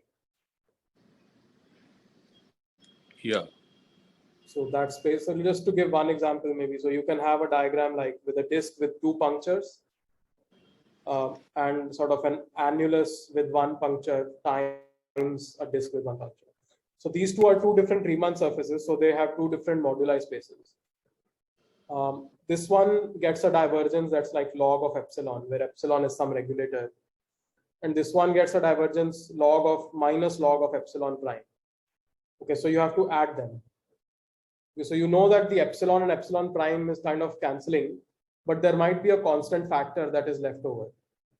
So string field theory would tell you, for example, that this epsilon was supposed to be, epsilon prime was supposed to be 4 epsilon or something like that. And so there would be like a finite term like minus log 4 kind of left over. This was sort of the first paper, I think, in the series that Ashok wrote.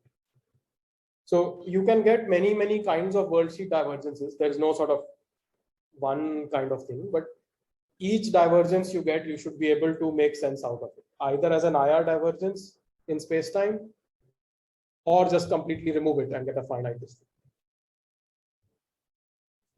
And is the understanding that the sort of C0, C1 states that converted to the Shai states don't have an interpretation in the worldsheet theory or something? Well, in some sense they do, right? I mean, they are part of the Fock space of the worldsheet theory. And we usually work in a gauge like the Siegel gauge and so on, that we don't see them, but they are there, right? So, yeah, so if you don't work in the Siegel gauge and do it in the worldsheet theory, is there a way you can recover the thing? well, essentially that is what we are doing, right? I mean, no, I mean in it directly in a worldsheet computation. Okay, yeah, that I don't know. If this psi integral can be thought of just purely from doing a worldsheet, yeah, I don't know.